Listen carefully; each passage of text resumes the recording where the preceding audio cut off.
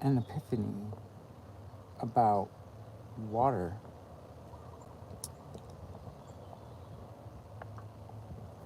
The sun hits us with coronal mass ejections. I'm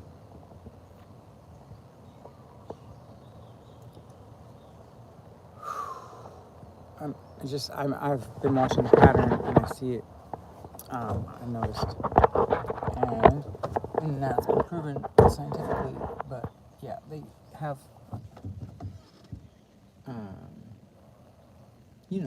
when the coronal mass ejection hits Earth, the electric field brings all the energy down into the layers of the Earth, and it adjusts our base charge. And right, so we're absorbing like a battery all that energy from the sun as Earth is expanding. And there's it's mostly plasma. It's like hydrogen. All of the elements in the periodic table are available, but it's mostly hydrogen. And so when Earth's oxygen layer, it's 30% oxygen, something, 33. I don't know. Anyway, it's just that water is created on site with the hydrogen wind, the hydrogen solar wind, and I'm just like, I don't know. Sorry, I just was so excited about it this morning. I was just watching Joe Rogan, and man,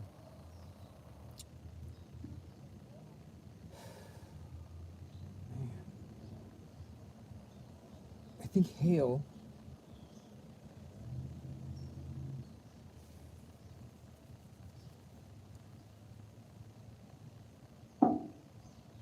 it forms in lightning bolts or something.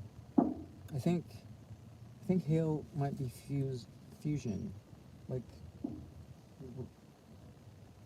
one phase of water that happens during an electrical event. I don't know. It's kind of weird. That is really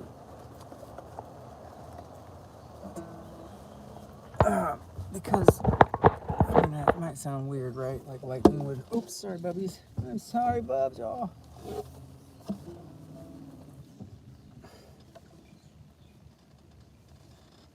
Lightning would.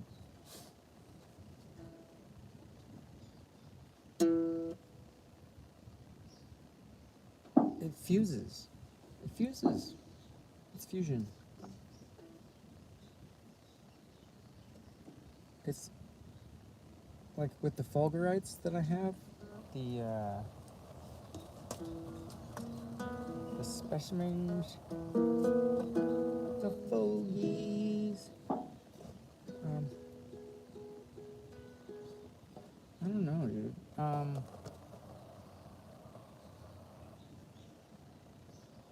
Olivine, right? Is we need to look at that molecularly to prove this.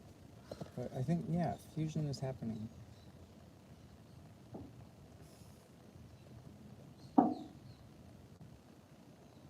So I was just watching this Joe Rogan podcast, and they were talking about the glaciation of Earth, and I was just realizing, well, they were like, it just like freezes over all at once. Like the mammoths they had grass in their mouths. They were frozen like in place. And I've seen that some of the fossils, the fossils, when you find them, they just look like they are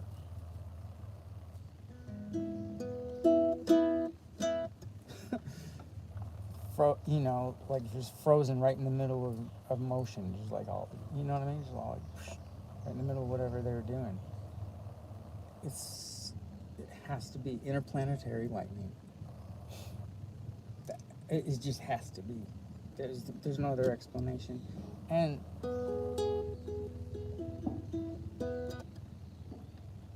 I don't know, man. Like that would. So what causes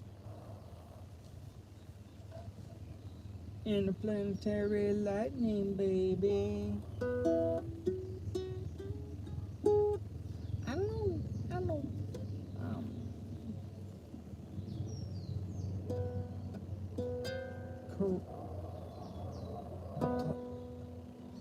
Oh shit. Yeah. Okay.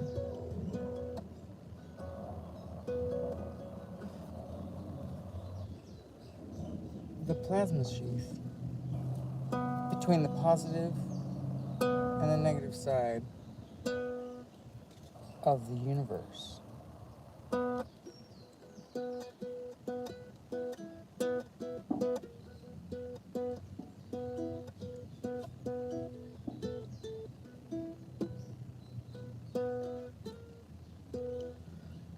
I mean, I guess that's what's happening. Right? Plasma sheath, like the sun is north and south, like it rotates over, the middle rotates over like 28 days, and the top rotated 24. I don't know. It's not rotating, uniformly. It's, well, look at Jupiter, dude. Jupiter has rings that go in different directions all the way up, right? So the sun's got like 3 main regions, going different speeds.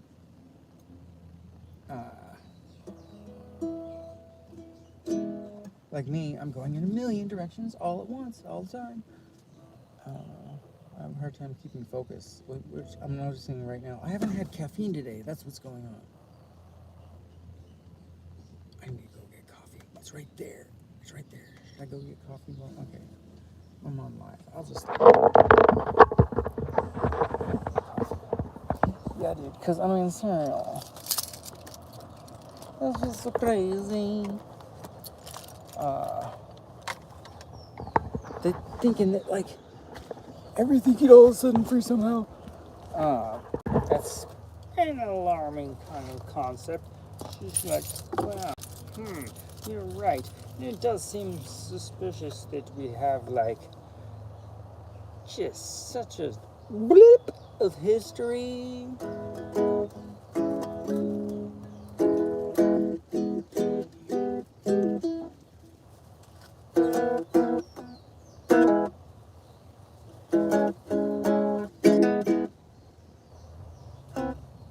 Oh, yeah.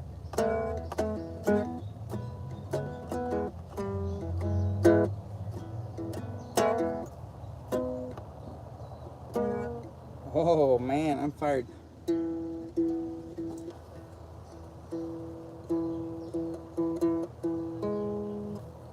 All right, well.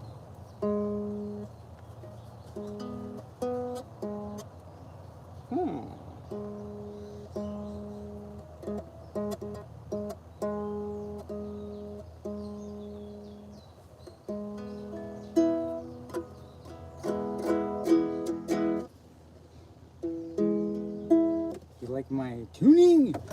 Weird, huh? I put this one, let's see.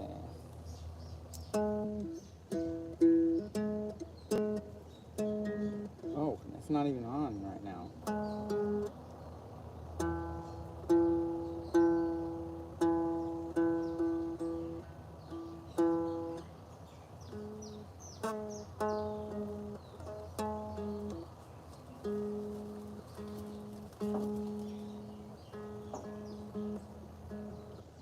So anyway, I was putting this different, I was making up my own tuning, and so it's like E, A, wait, I guess this is a B.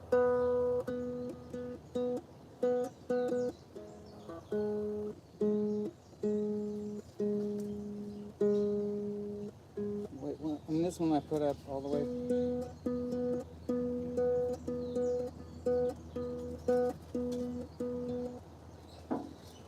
Is it a G?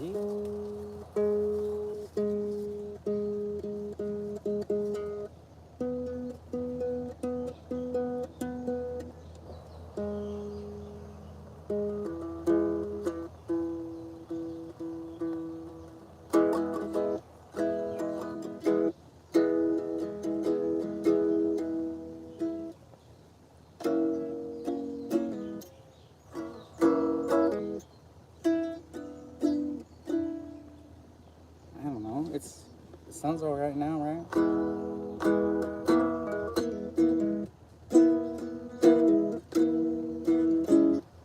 Whoa.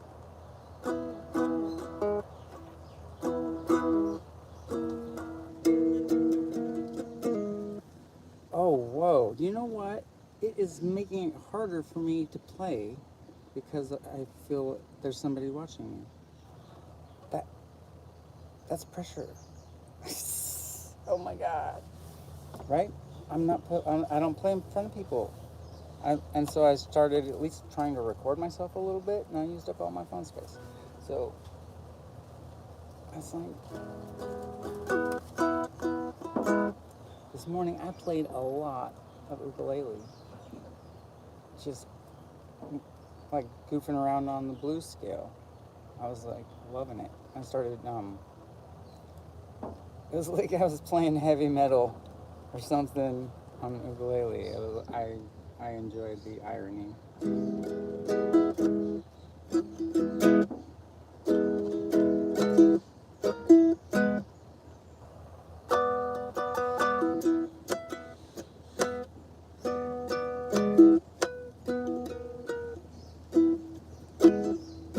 Wait, how did I go? I was like,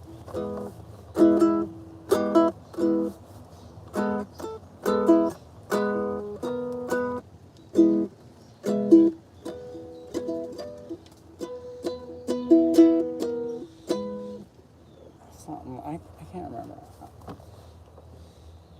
Dang it.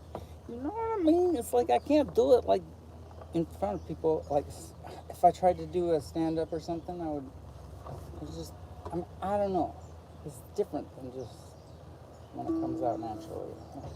Standing in front of people. What if you were like an audience of, millions? That's crazy. I gotta get over that.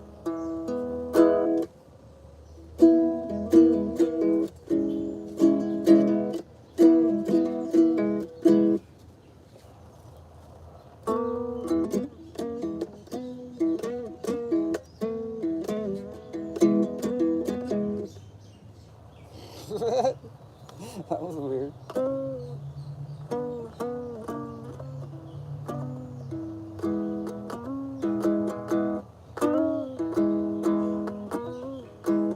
Weird. So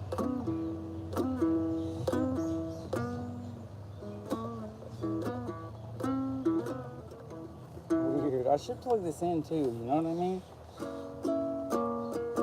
I traded this little water tank for this guy. It was just as I was moving this guy on Facebook stores. Just like, I only got $300, but I'll trade you a ukulele for it. And I was like, all right, she looks nice. You know what? I didn't like this like lower string right here. It's kind of floppy. It's like very thin and stretchy, and it just seems almost like, it's weird. It's almost like it's not there. Like this little like silky like I tuned it like a baritone. Well, originally, that it just like the string is so loose as a B, was it? Or D? Anyway.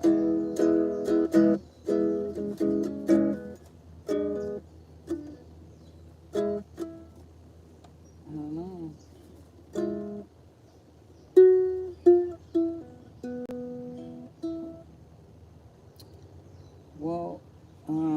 was talking about this star.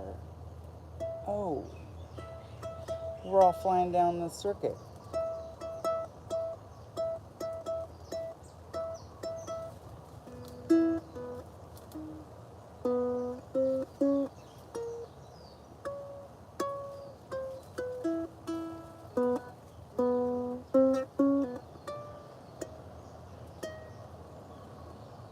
How's it?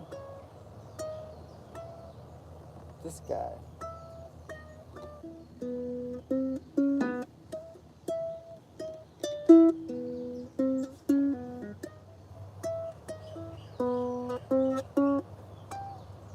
Oops. Man. See, I smoke a bowl of weed and I'm all like on TV acting stone. Oh my god.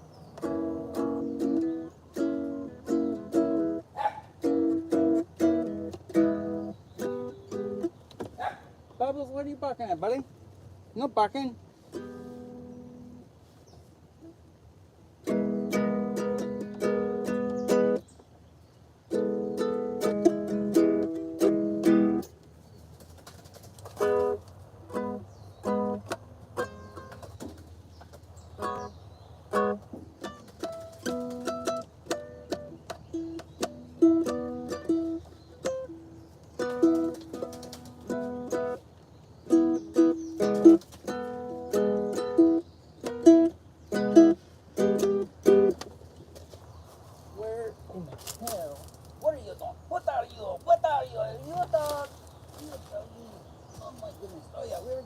Coffee, that's right, okay.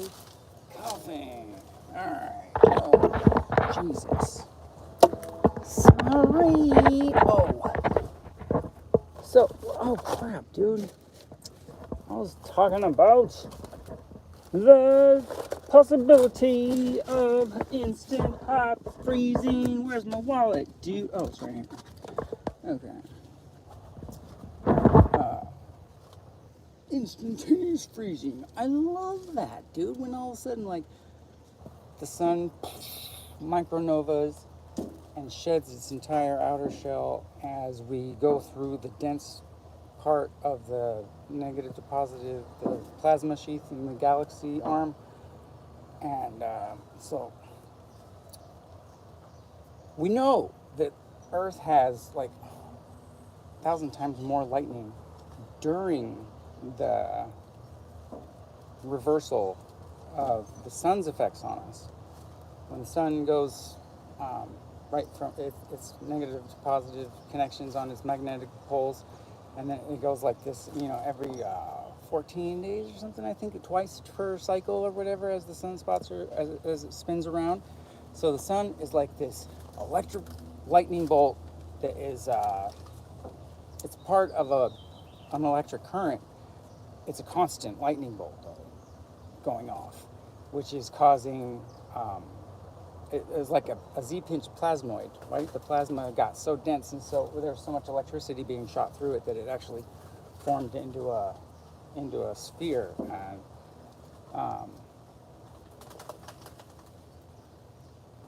And so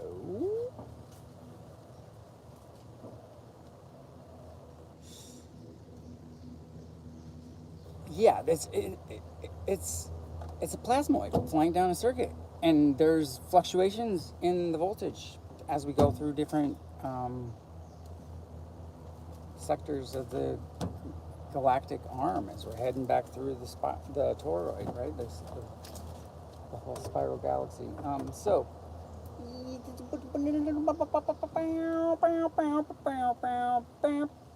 I don't know. I am thirsty. Oh yeah.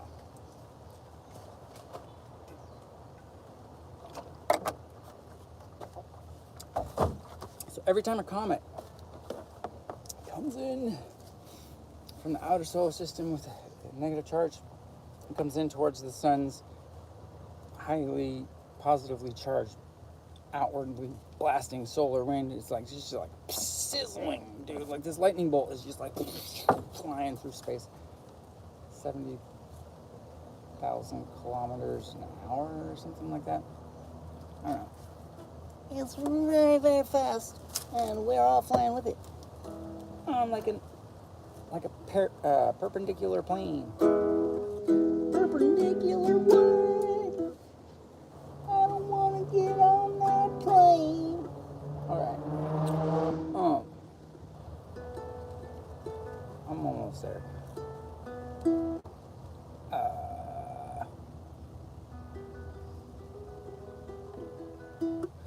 Comets make the sun react like so unexpectedly, like, you know, hugely. Like, dude, I mean, they affect them like the sun. The sun is a constant chain reaction of electricity. And it's a circuit. So the circuit is blasting outward from the sun, and it's going outward to it's making the plasma sphere is like a big bubble around it as the plasma hits that bow shock. And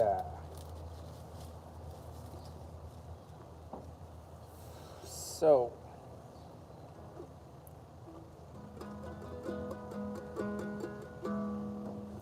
yeah, dude. It's like all of our experiments are affected by that. The fact that we're inside of this electric reaction bubble. And so are these other planets. And it seems like we're seeing a lot of binary stars. We found a string of binary star companions flying through one of our near galaxies. It's just like, brrr. I'm like, hello, dude. This is your evidence. This is what you've been looking for. This is, hello. It is the circuit we cannot see because we're inside one. We're flying through the galaxy like a spark in a wire. Dude, we're like lucky, dude. Whoa. And, the Earth goes through some crazy shit. Like crazy shit, man. I'm telling you, it's like, whoa. All the Bibles, all the crazy stories with it, it's just so unbelievable. Yeah, man. It is all very much what is happening. So, what do we do? I don't know.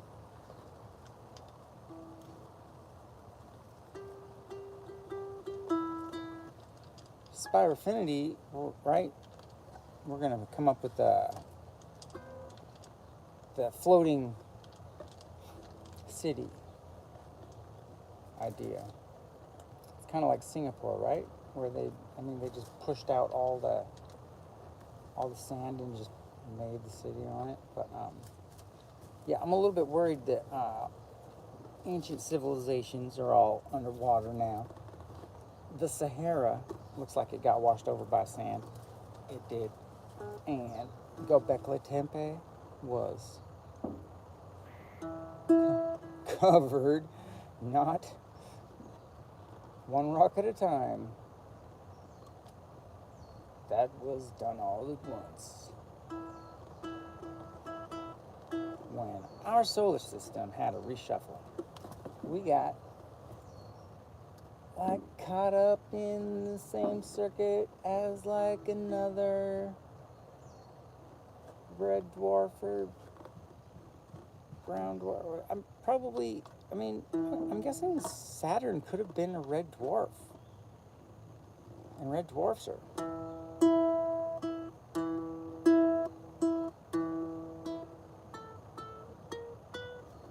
pretty nice, really. They're like lower temperature stars, and their heliosphere that contains the planets all stays like thermally average. So really, like if life started on one of their planets around a red dwarf, it wouldn't need, like, photosynthesis wouldn't exist there yet, but there could be other forms of life that doesn't require light, like fungus, or who knows. Anyway, Saturn is showing some very clear signs of recent mayhem. Dude, like, that is just, like, those rings are fresh. Because, I mean, we know this now because we're seeing them, like, sucked into, the atmosphere of Saturn. Like, the rings are being pulled in way faster than we thought possible. It just shows that they've only, they're disappearing so fast that you think about that, how long have they been there? Probably not that long. And we've got, we've seen Jupiter has rings, Uranus, and they say the Earth did at one point, but I don't know what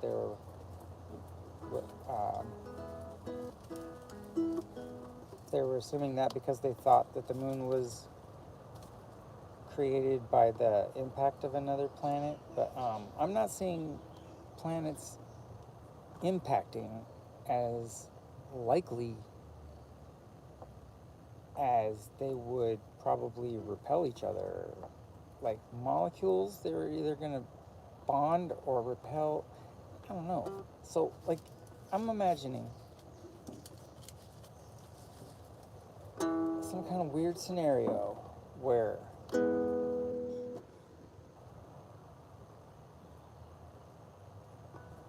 Jupiter and Saturn were a binary star system, like a brown dwarf and a red dwarf. Bam, bam, bam. Oh, we know. And then, guess what? Here comes Soul. Baby, baby, yeah. We got a fucking star that's a dwarf. Hungry monster. Right? She's eating all the dwarfs. And dude, they probably, right? Mars and Saturn could have been doing they were their own systems. You look at them now, they are their own systems, dude. Straight up. How many, like, they both got over 100 moons.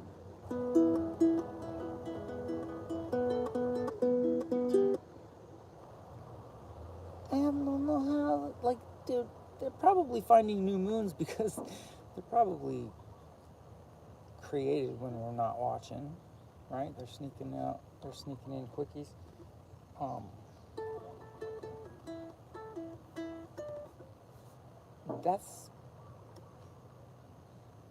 That's a wild, scenario to hypothesize about.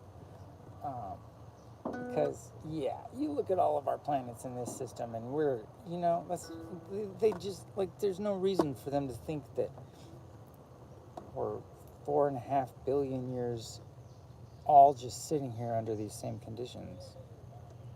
That's a long time for things to stay the same. If you haven't noticed, shit changes very fast already, just in this little short blip of an existence. So, big scale, change must be just like, whoa.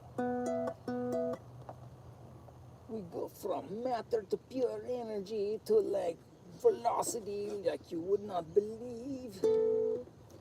And, sometimes we think it's possible to go backwards.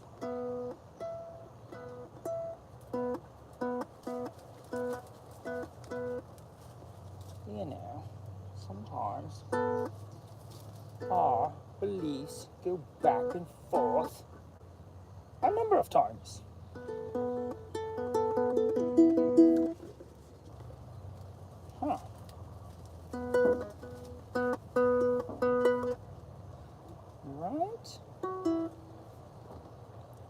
have no idea what I'm doing on this thing. You know. But, oh yeah, hyperfreezing.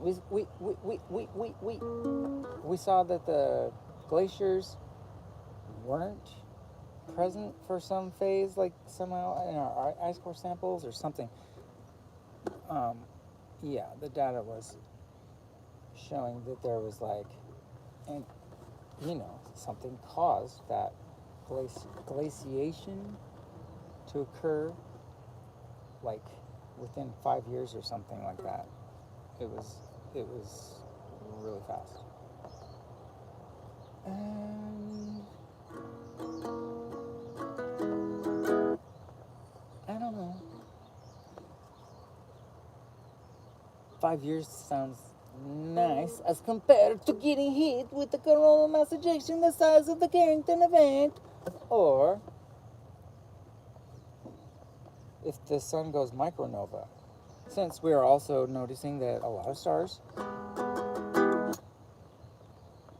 pop periodically on repeating cycles. We've seen some of them that do it as short as, I can't remember what it was, like 82 years or something. That's a fast rotation of a circuit, whatever. What? I mean, you know what I mean? Like a star is more like this. It's like running along the voltage, or no, the amperage. Wait, what am I talking about? I don't even know, dude. It's like I need a refresh on my electricity. All of it, dude. I have to refresh my knowledge all the time. And every time I do, I understand it in a different way. So I mean, it blew my mind when I read my astronomy book, the college course book from way back when my daughter was born. I read it cover to cover, like over a week in the bathroom or something. I just ended up sitting there in the toilet for half an hour, and just the facts that we had gathered so far about all the planets and the stars. I was just like so amazed, and it was all ramping on this. The history of science was pretty much based on this concept that it was bettering itself as we built better and better telescopes. As the further we were able to look into space without the distortion of the atmosphere and whatever. Yeah. So I had a telescope anyway, and it was fun watching Jupiter and his moons. Yes, Jupiter's a he, huh? We're gonna call Saturn a girl, maybe.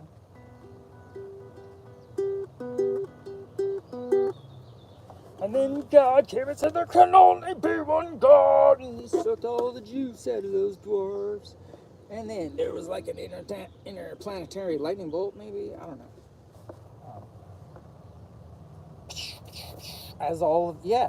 It would all just like short circuit the transfer between that Soul had established with whatever was riding with him already.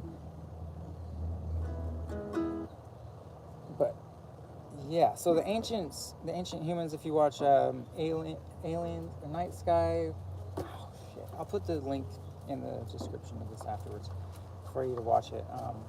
But it's on the Thunderbolts Project channel, and yeah, there's just all these different cultures across Earth had cave paintings and hieroglyphs and whatever. There's like common archetypes, and it's just like, what does this symbol mean? It looks like a guy dancing with two balls under his armpits, or you know what I mean? All these weird little common, like the Native Americans knew him, and the Egyptians knew him, and the Aborigines, and all these people saw these things. There's are they petroglyphs if they're on rocks? In Hawaii, and I don't know how old they are. We only know of people being here for 500, 700 years, something like that.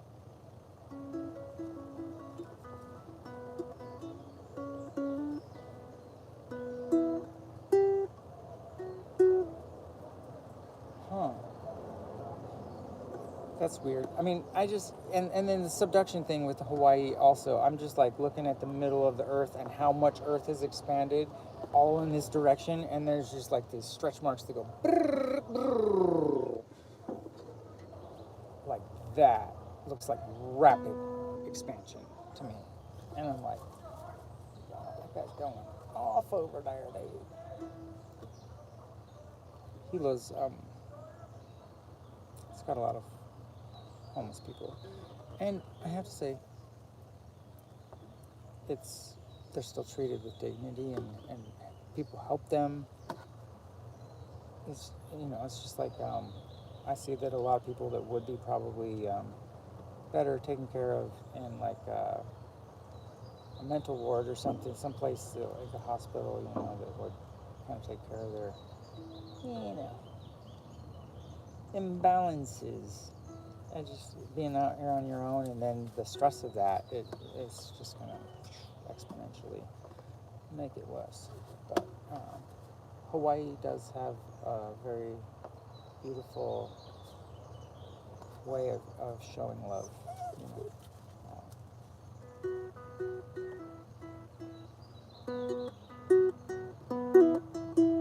Like the kids are in elementary school are allowed to brawl it out. The parents will be standing in a circle around them. That's not exactly what we're being taught on the mainland. But it's kind of, I wish I would have had that myself. Because I'm kind of a dork. I mean, I win some, actually I won a lot of fights, but not when it's against like lots of people. So, anyway, it's good to have your skills dialed in, and it's good to be strong in case we need to do any kind of like crazy preparing type activities, So I miss gardening, construction, all that stuff is like just super good for your body. I was invited to join one of those rowing clubs where, like in Hawaii, they have those boats with the little side things, so you don't, like long canoes that can't flip over because they got the little sidecars. I don't know what you call those, but this lady invited me to be on a team, and I have to be here in a couple months to start. I'm not sure, but that was nice to be thought of as being like part of a team that would be like, you know what I mean? That's like a survivor team right there. Like, because they're just like totally synchronized, and everyone has to just be like focused on their breath and like working, like totally as a team. Like they got it down. Like,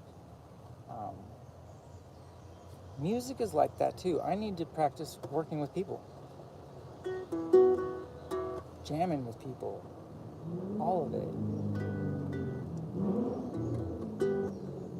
How do I identify?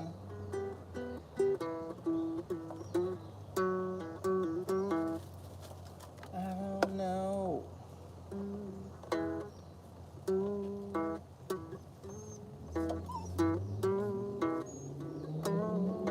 Oh, we were gonna go get coffee. Oh yeah, dude. No weed before coffee in the morning, dude. Look how much you're gonna get done today. Nothing.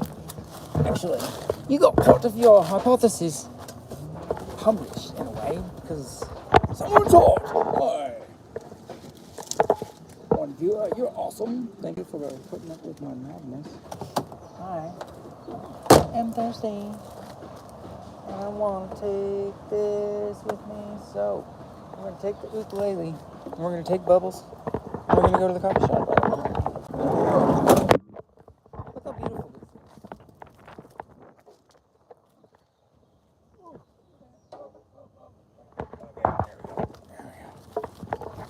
Here, I'll walk you down by the water first.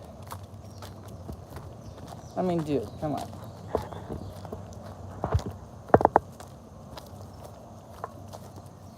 We are very blessed. I bet in 1965, or what year was it when the tsunami came, the water came and filled this whole area up. Yeah, dude.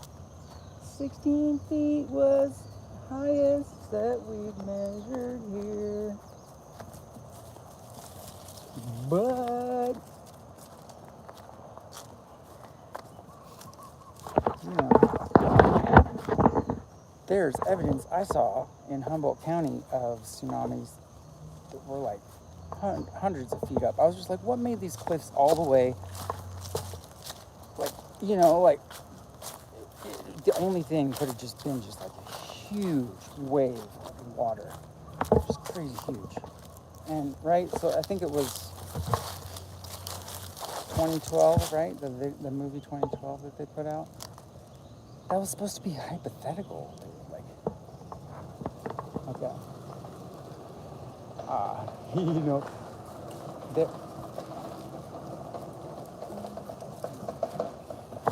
they were trying to educate us.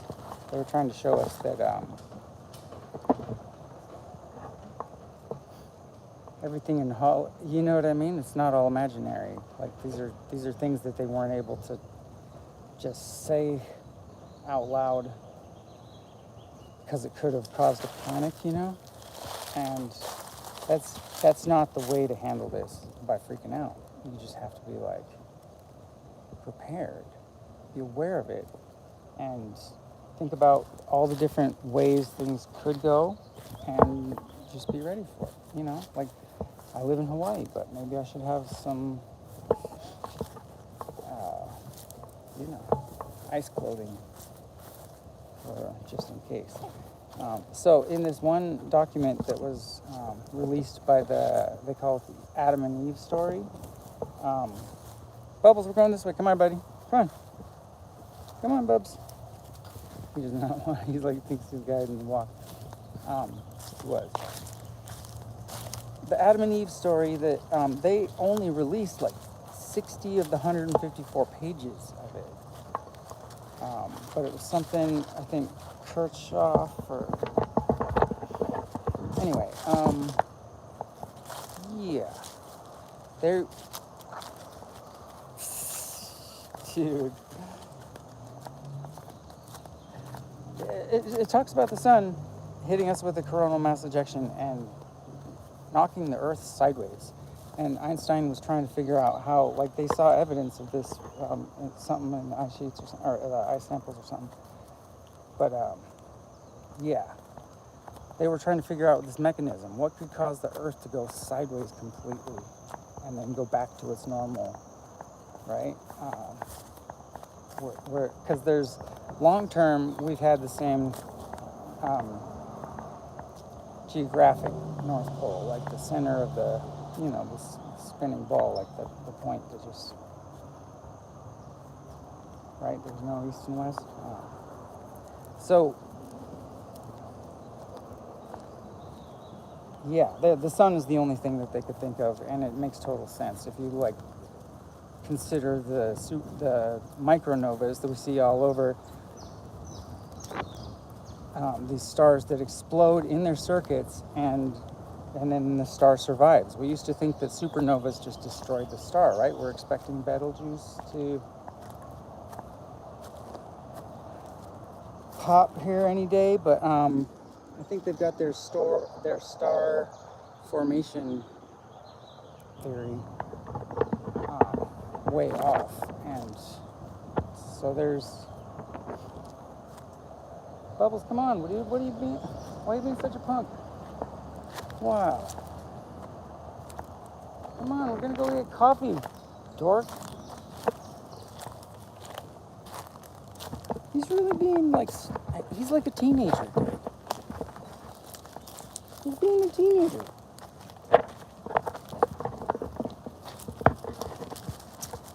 See ya. Yes, a coronal mass ejection or a micronova could do it. And then there's, yeah, so it could, and just the Beaufort Gyre, the ice between the Greenland and the U.S., just the Beaufort Gyre could give way, and that, I mean, might be enough to actually change the weather systems and freeze everything all at once. But that's the easygoing ice age shift. That's the one we would like to be there for, but something happens every once in a while. I don't know if it's when Earth or when we go through the pole shift, the magnetic poles change their reversals. Uh-oh. Here, Bub's right there. Here we go. Oh. Come here, come on. I'm sorry.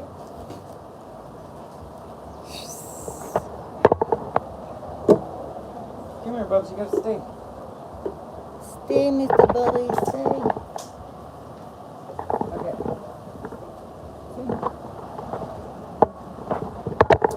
You're on TV. Oh,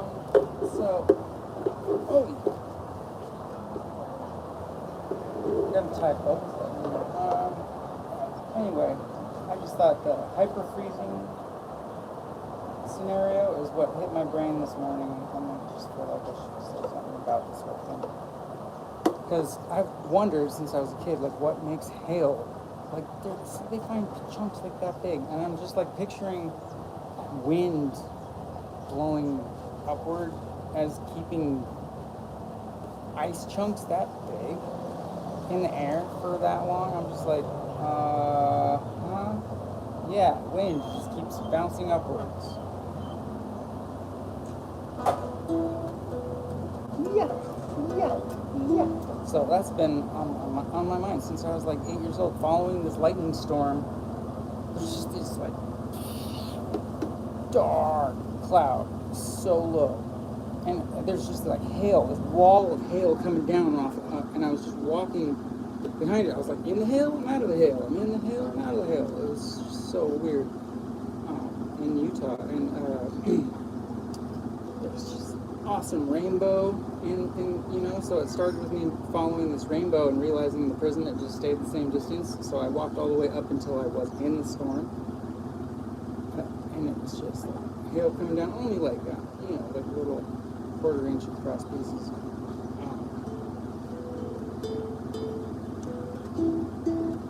Super trippy, right? So, and then the lightning struck the concrete during that storm too. I saw where lightning hit and just like busted the road open. That was cool. But anyway, the hail has just like been like, I don't know, it hit me when I was like maybe 30 or something. It's just like, something's happening. That's gotta be right? Lightning, I think they're fused in lightning bolts. That's what I've come up with. I don't know. It just seems like they're skyfolgerites, right? Hail is skyfolgerite. That sounds like a tongue twister of a song.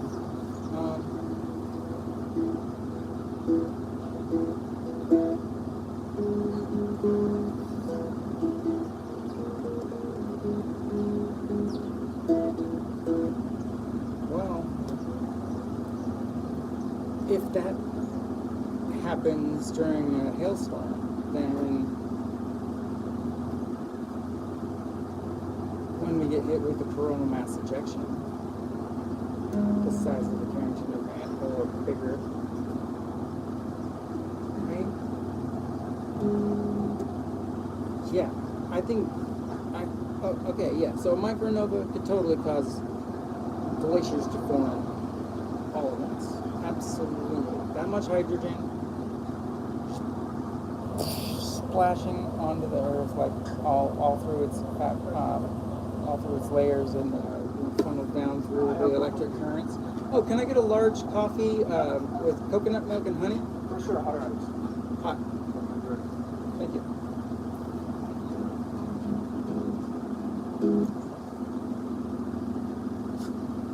So, I lost you guys, sorry. Anyway, that's a lot of hydrogen. And,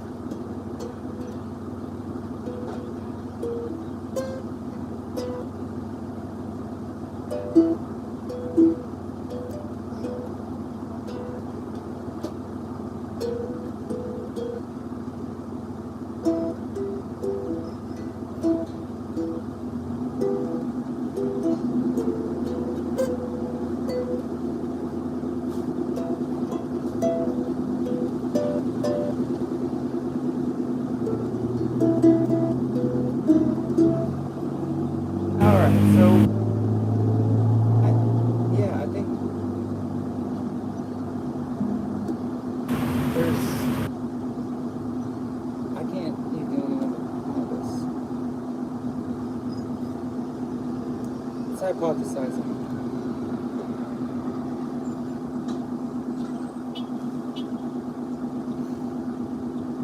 But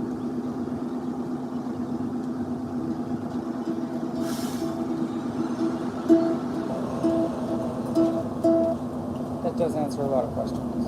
All of us. So, I don't know. I don't know what to do with that. How do I need to write a scientific paper, I guess. Maybe collaborate with someone on a scientific paper about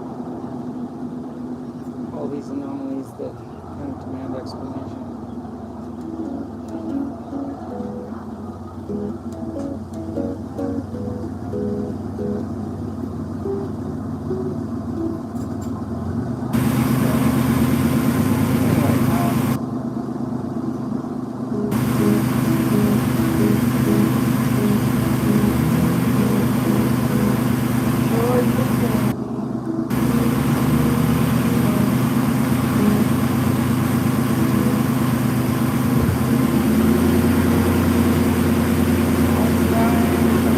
Check out this car. Look at this. Look at this thing. Wow. Yeah, dude. It's awesome.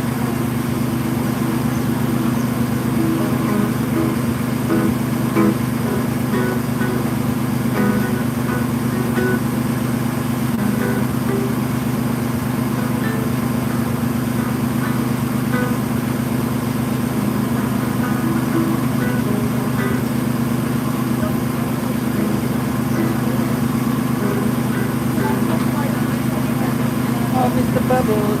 Oh, you getting caught up in the chair right up in the chair. There you go, right there, sis. Come down with me. Oh, there you are. Oh, wait, Oh, thank you very much, sir. Oh, yeah, you can, yeah, we'll, okay.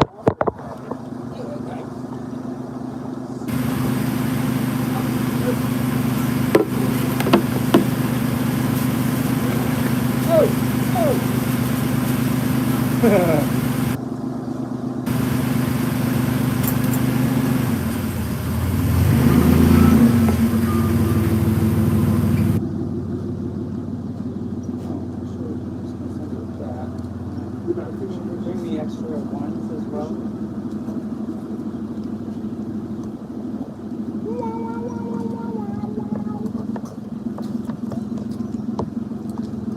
Oh, Bubbles. Oh, you're making a mess there, son.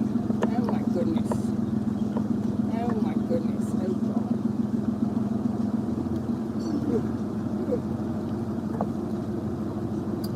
Oh, we appreciate.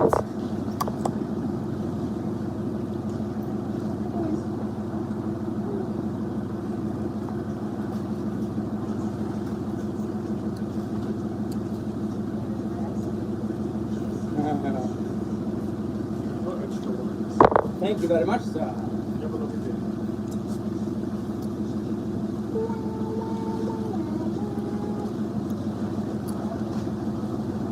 Well, it's just silly work. Oh my goodness. Oh yeah, yep. Oh cool. I got ones. I got ones. I got ones. Oh, you made a mess. My goodness. This is why I don't like, when we're in my van, I just don't even let him have them. He'll get it all over everything.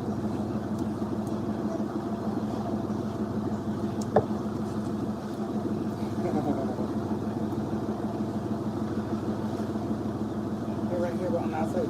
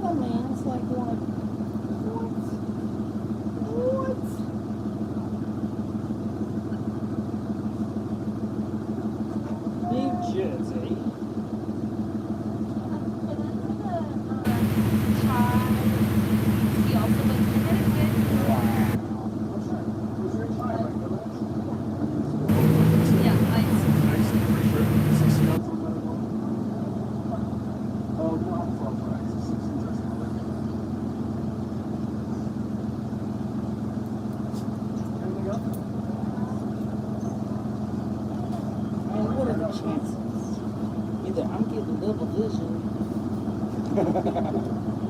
Those are double visions. What's going on, man? How you doing, baby? Change. Wow. Look at all these ones. Oh my god. I know exactly what I'm gonna do with these. We're going to the club tonight.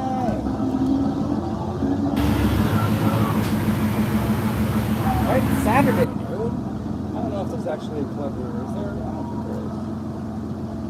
I am joking.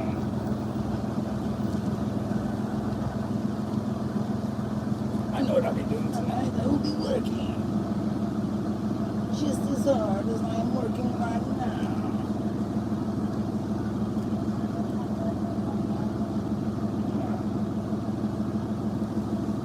Oh, well, I guess we should leave one. Oh, God. How you doing? I don't know. I'm not sure if I'm from this planet. I might be like one of Saturn's babies. For all I know. I could be from Saturn. I think so. I think it might be. One showed up late in the story. Look at the fire.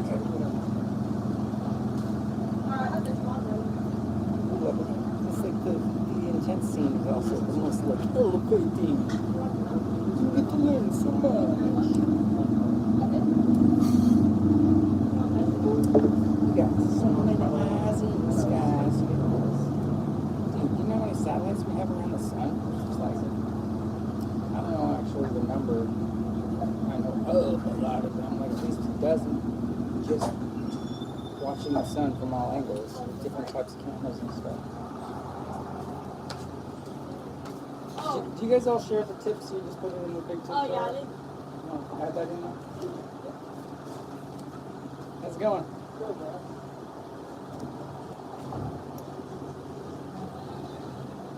Need to get bugs. Terrier mix? Good eye, Captain. I said, good eye, Captain.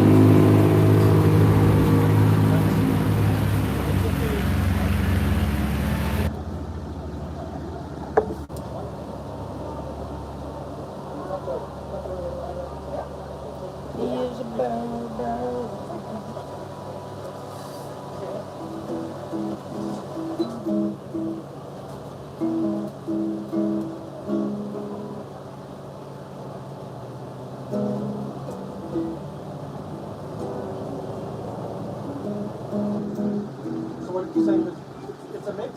Yeah, he's a part fox terrier and min pin chihuahua.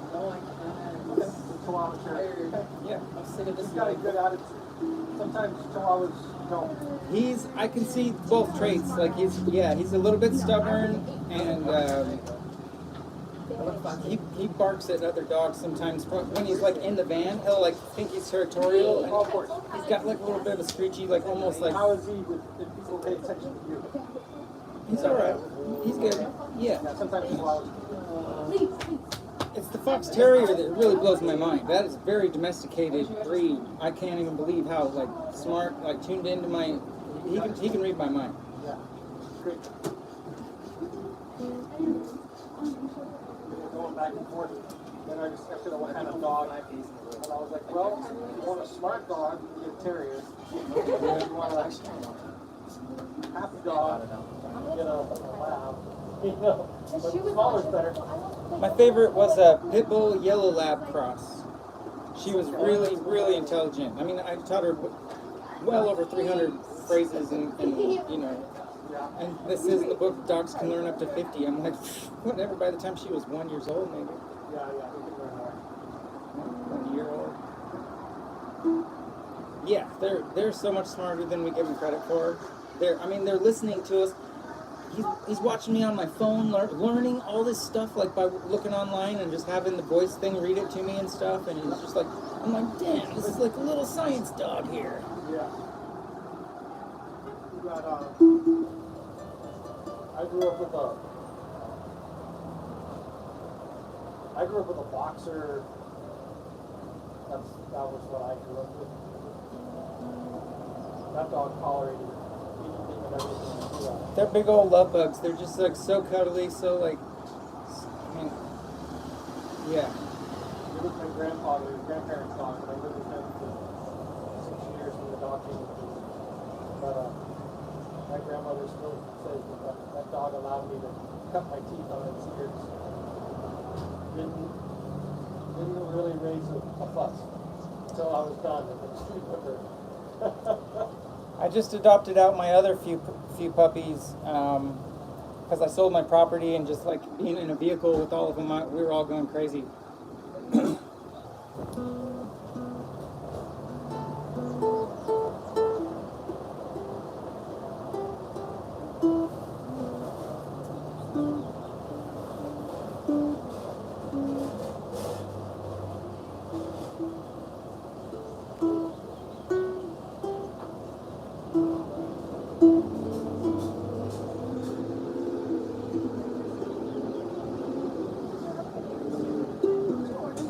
Yeah, just having coffee. Have a good one.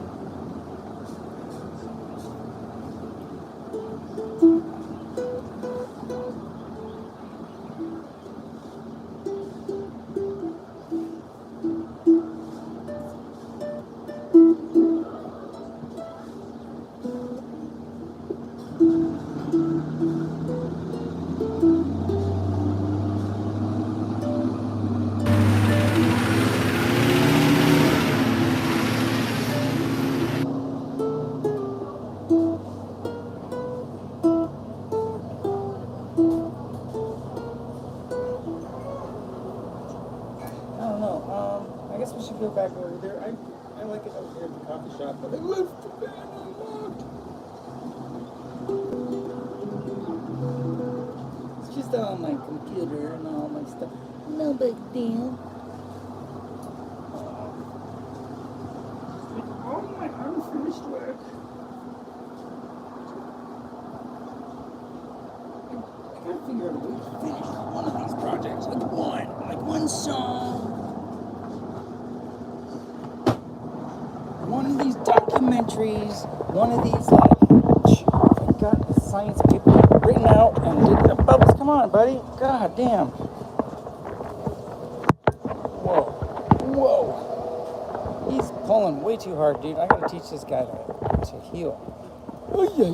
I'm not the best, dog trainer, because I just let him do whatever he wants, It's like freedom. But, yeah, right? Like my daughter, she had a very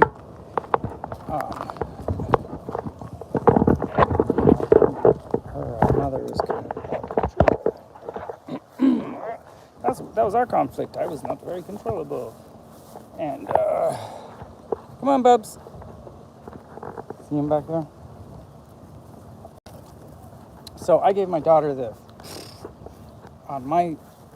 when she was with me, I just gave her full free range freedom. And yeah, other parents would be like, you're just letting her, play with the garden tool like that and whatever. I'm like, she'll learn, it's not that dangerous.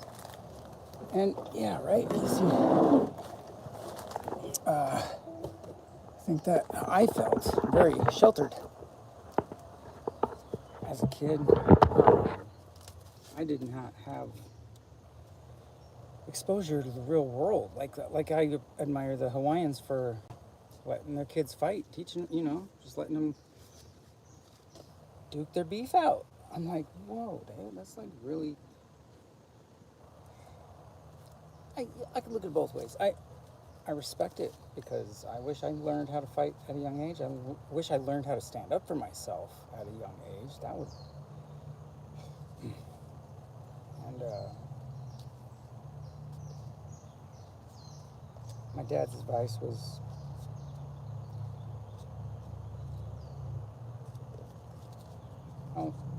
I guess I won't really go there, but just, I'm not good at hurting people. That's my problem. If I'm in a fight, I'm trying to minimize the damage to myself while just I'm not actually, it never snaps in me like, okay, now it's time to destroy this person. I don't know. It could be just empathy, like, because I would feel it, like I'd be hurting myself in that way. I don't know, like I mean, I've switched into war mode a few times. And a few times, a lot of times, dude. Whoa, actually, now that I think about it, a lot of times I would sense it coming. And I would realize all the options I had before I even had to come close to making a last second decision with fear involved. Fear does not often lead you to the most beneficial reaction.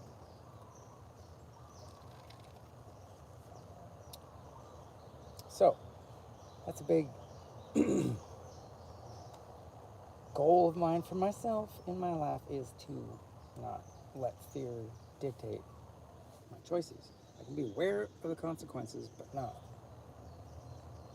dwelling on them, because it seems like there's something about this, the focus that we, like, whatever our mind is on is like what happens, kind of. So it's almost like we are creating, they're going through these quantum experiments, and I've thought of different explanations for some of the phenomena that they've based their entire theory on.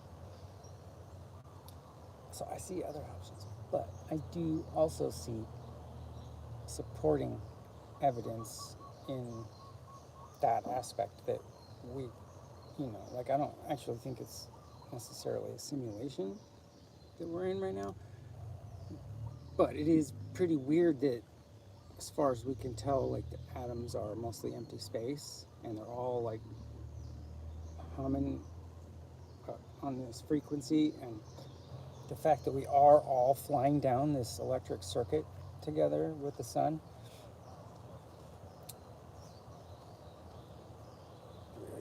it just starts to be like, once you break it down, it's just like, that makes a lot of sense. Like, we're just balls of energy experiencing existence for like a split second. It's just so short and fast and crazy and wild. I don't know, man. I do love it. It is quite the privilege. Thank you for being here with me and having this glorious state of freedom to celebrate together.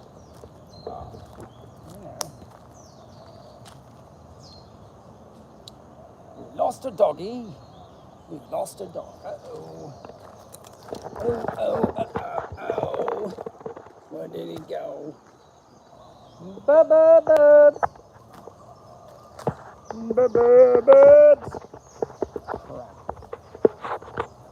Oh, there he is. He's a good boy. Oh, you're under the van. You're so silly.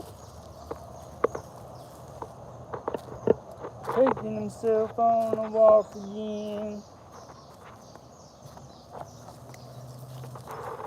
So, yeah, we got it. The ice would be one that we could prove, actually.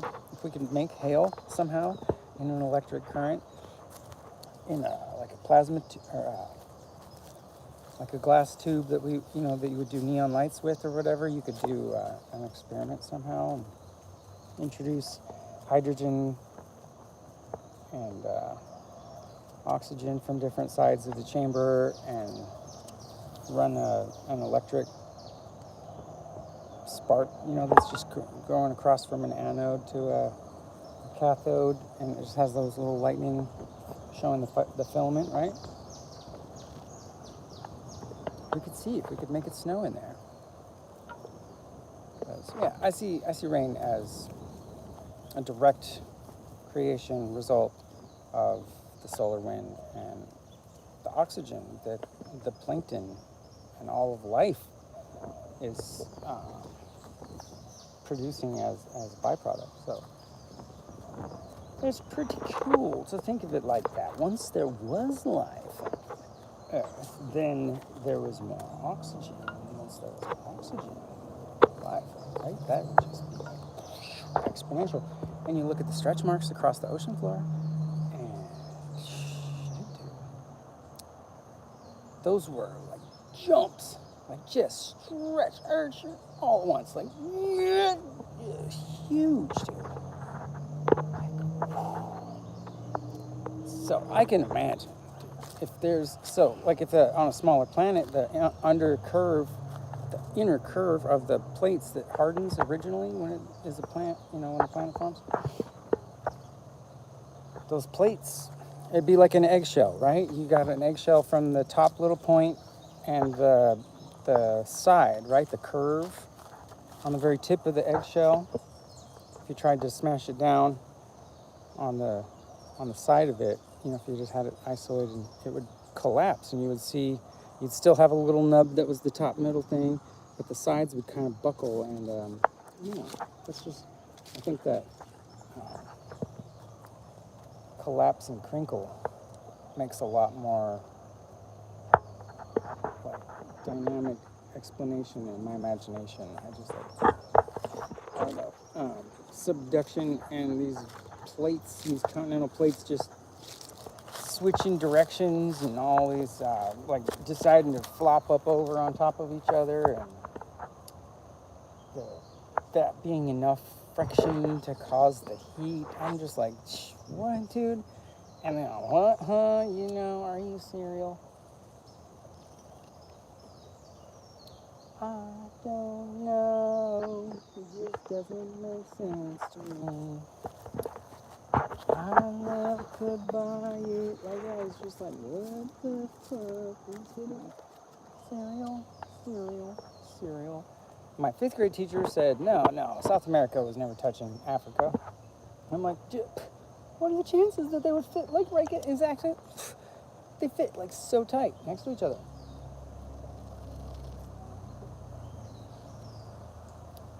So, Bubbles, come on, buddy. Let's go, load. Good boy. Oh, good boy. You want a treat? Come on. He's a good boy. Oh, he's a good boy. He's like, yeah, I like treats. Treats are good. Yes, indeed. Hey, Bubbles, come on. Rub it up. No, come on. Come on, Bubs, come on. Wow, dude. I should pick all this trash up that's here. They would think that was me that did that. Because I've been parked here for half a day just doing my thing on my phone. So, sorry. Forgive me for being so focused on this stinking device. I am part cyborg. This has become a part of my reality. It's like a part of my body. It's always on my hand. Or I bought a tripod finally. Anyway, so there's possibilities. We could probably mess around with plasma and see if we can create some hail and some lightning bolts. Somehow, I bet you the lightning bolts are a lot higher voltage than we could play with in a plasma ball, though. Maybe we could borrow the Hadron Collider on the weekend when they weren't going to use it or something.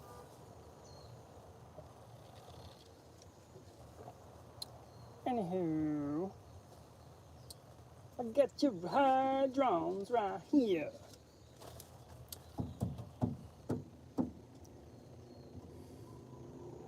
Stuff doesn't quite make sense, but it could if we took another look.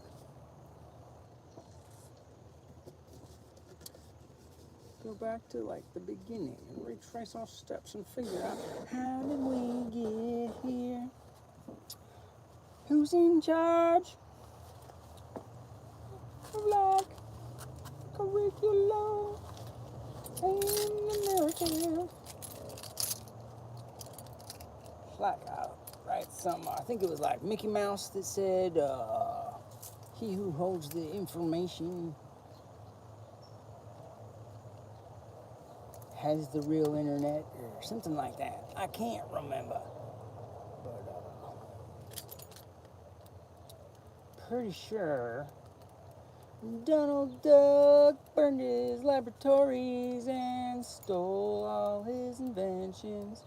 And then, you know what? He turned into a Scrooge. And then Chippendale's Rescue Rangers came to save the day. Oh, we're gonna give Bubbles, Bubby Dubs, a treat for being good. We already gave him one, dude. They gave him fucking like whatever that stuff was. Is the whipped cream? I don't know. I don't know.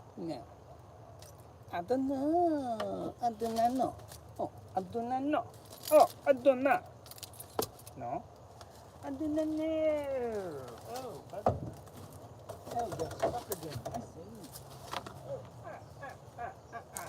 I do not know. I do not. I do not know. I do not. No. Oh, I do. I do. Not now.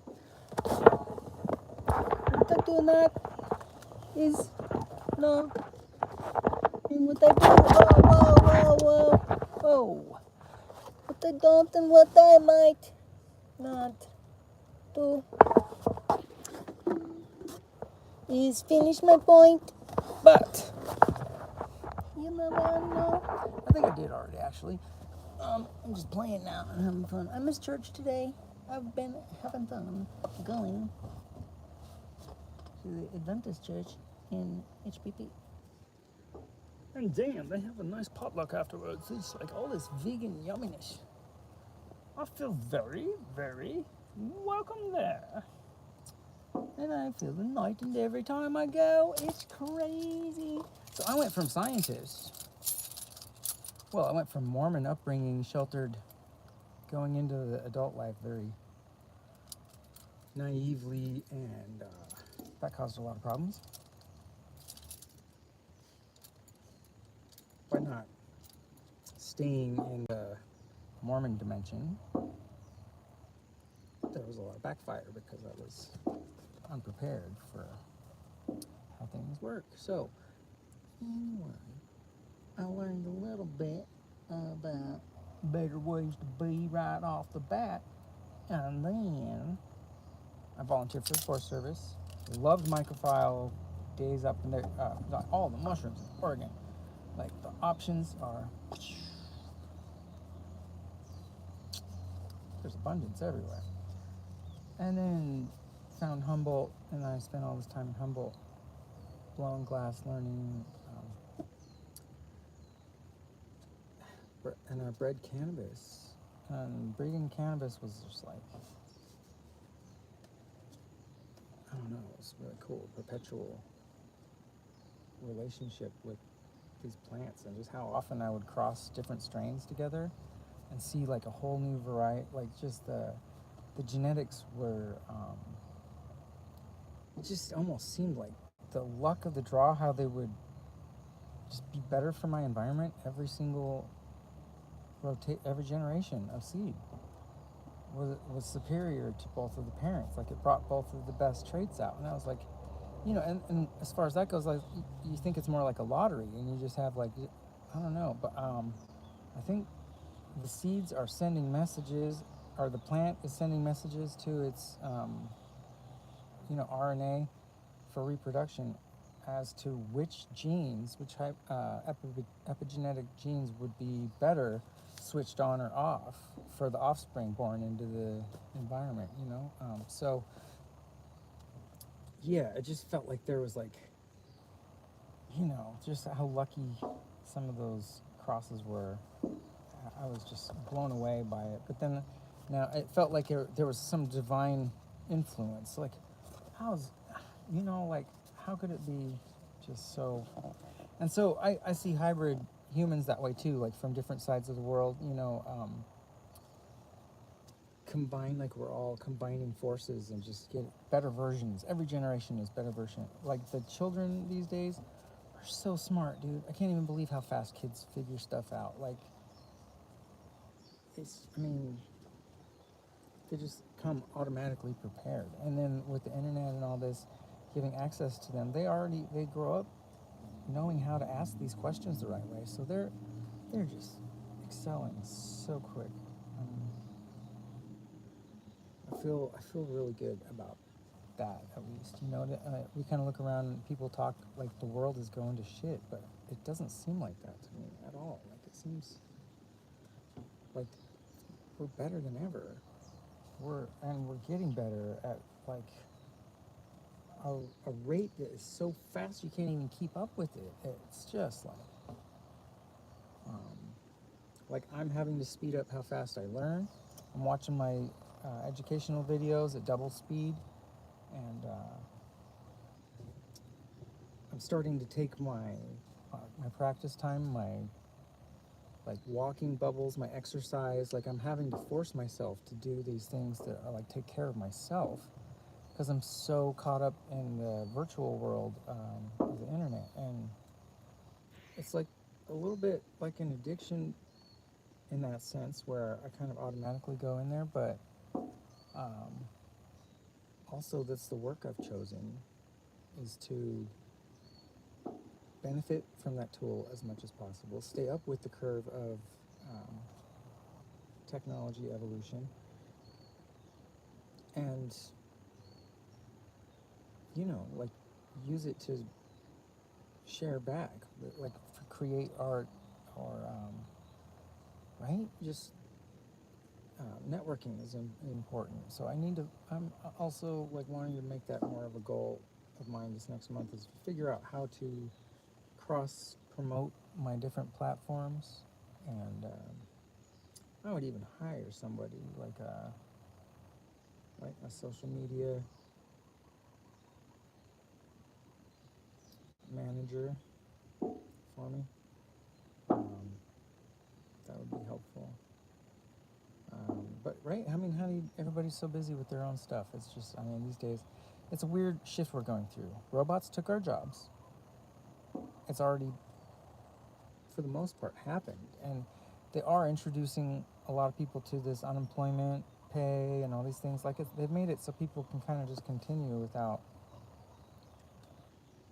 you know, the need to work so much. And right, food stamps are easier to get, all these things. I feel like people are going to be okay. It's nothing to be afraid of, right? We got this idea that, you know, like, oh no, we got to watch the jobs reports and all that stuff. But dude, Elon Musk is building these humanoid robots. They're just, you know, a few phases before, like iRobot, that movie.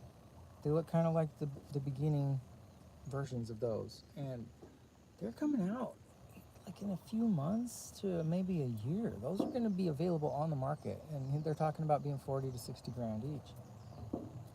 Think how much work I would get done though, dude. I mean, I've got a lot of things I could do if I even if I focused on money. Like, I could, if I had somebody to help me, we could do some shit, dude. But yeah, like, it would be totally worth 40 to 60 grand for one of those robots. You could probably do it with credit and payments, like paying 10 grand a year or something for them. It'd be awesome. That'd be so cool. Absolutely worth it. Because yeah, any business you set them on, just taking care of your in your house. No bubbles, no nothing. Come back and no. Anyway, you know what I mean. So we're right there. It's like not that much of a joke. Robots did actually take your job. And you know, you should thank them for it. One of the shows I was seeing, they said one of the top searches this last year was AI girlfriend.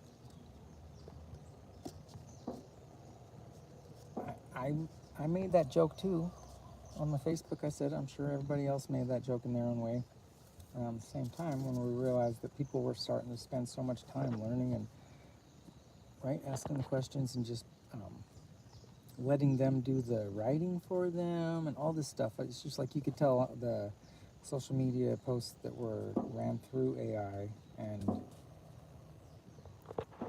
all of a sudden you were like a little bit over, like too many poems, right? All at once. Too many.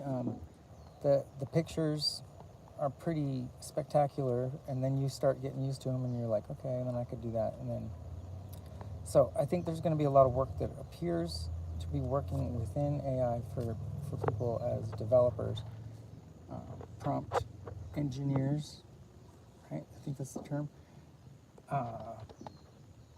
But they're going to change. AI is going to shift. Like right now, as soon as these robots come out, the robot will have access to the internet and AI, and it will be an AI entity pretty much. Which we'll have like robots in our houses that are smarter than us. And,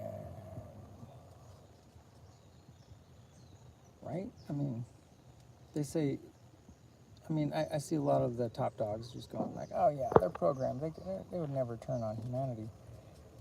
It's not them turning that really worries me. It's the fact that humans, in a lot of ways, are going to feel like they're obsolete. Like it was part of the human ego, I think, that we had going this last, especially like the 20th century. We just thought we were the hottest shit ever. Before, like, we didn't even realize the UFOs were a thing. Most people just thought it was made up, right, until a couple of years ago. But, right, that we didn't have much information about history, like far back history. We just thought it was like language and then the wheel, right? Or fire and then language and then the wheel and then AI sex robots. I don't know. So I think there's a good chance, I hope we're being helped. I hope that the creatures from elsewhere, or who knows, they could have been here the whole time for longer than us and just not announced themselves. Like they could be living in like cliff edges under the ocean, or they could have cool holographic entrances on the top of Mount Shasta or whatever. I don't know, anything you can imagine. They've got all. If you can imagine it, they built it. And I don't know. I think it's gonna be okay. There's not really any reason to,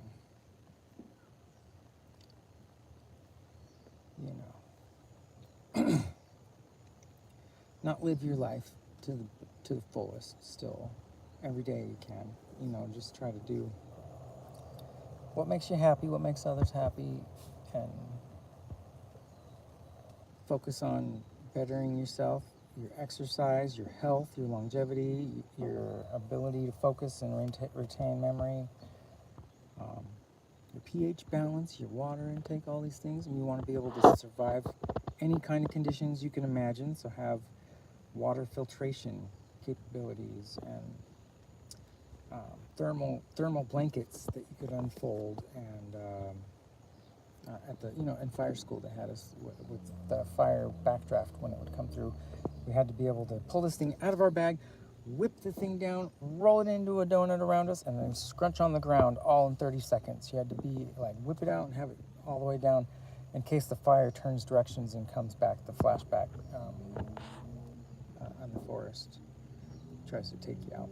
So yeah, it's good to have these things, right? In Boy Scouts, you do a lot of these fire drills, trying to start a fire with one match. Shows you need to know about the fuel, the starter kindling, and then the ladder fuels, and then the big coal, right? The big log type masses that will burn. Once you want to start the fire with just one, and be able to set it down and have it go. And then I think it's good to know how to use like mirrors to reflect the sun, focus the sun into a beam. You can do it with all sorts of different ways. Rubbing the sticks together thing, it will work, but not like they show it on TV usually. You got to use some kind of, you got to be clever. But yeah, all these skills, they seem like basic and useless these days because we wouldn't use them. But it's like, make it a game for yourself. Make it like, join a club, whatever. I don't know. You could make it. Just even join in. I follow them on the reels. I've got lots of little tips I've been collecting when I see other people like homesteading and all that, and coming up with like simplifying efficiency like inventions just out of basic household items. I love that stuff.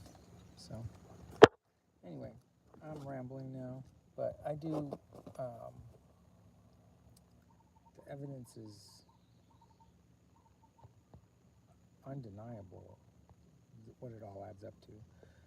And I guess I can see clearly why they just don't blast it across the news.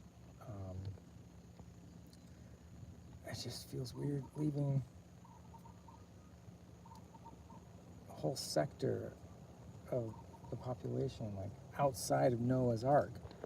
It's just, Noah got rocks thrown at him and he got almost killed pretty much because they stoned him for trying to stand up in town and saying, "Hey, God told me there's a flood coming." He was seeing the signs, right? So they didn't want to hear it. And but he quit going to town. He quit trying to warn people. He wrote everyone off as just like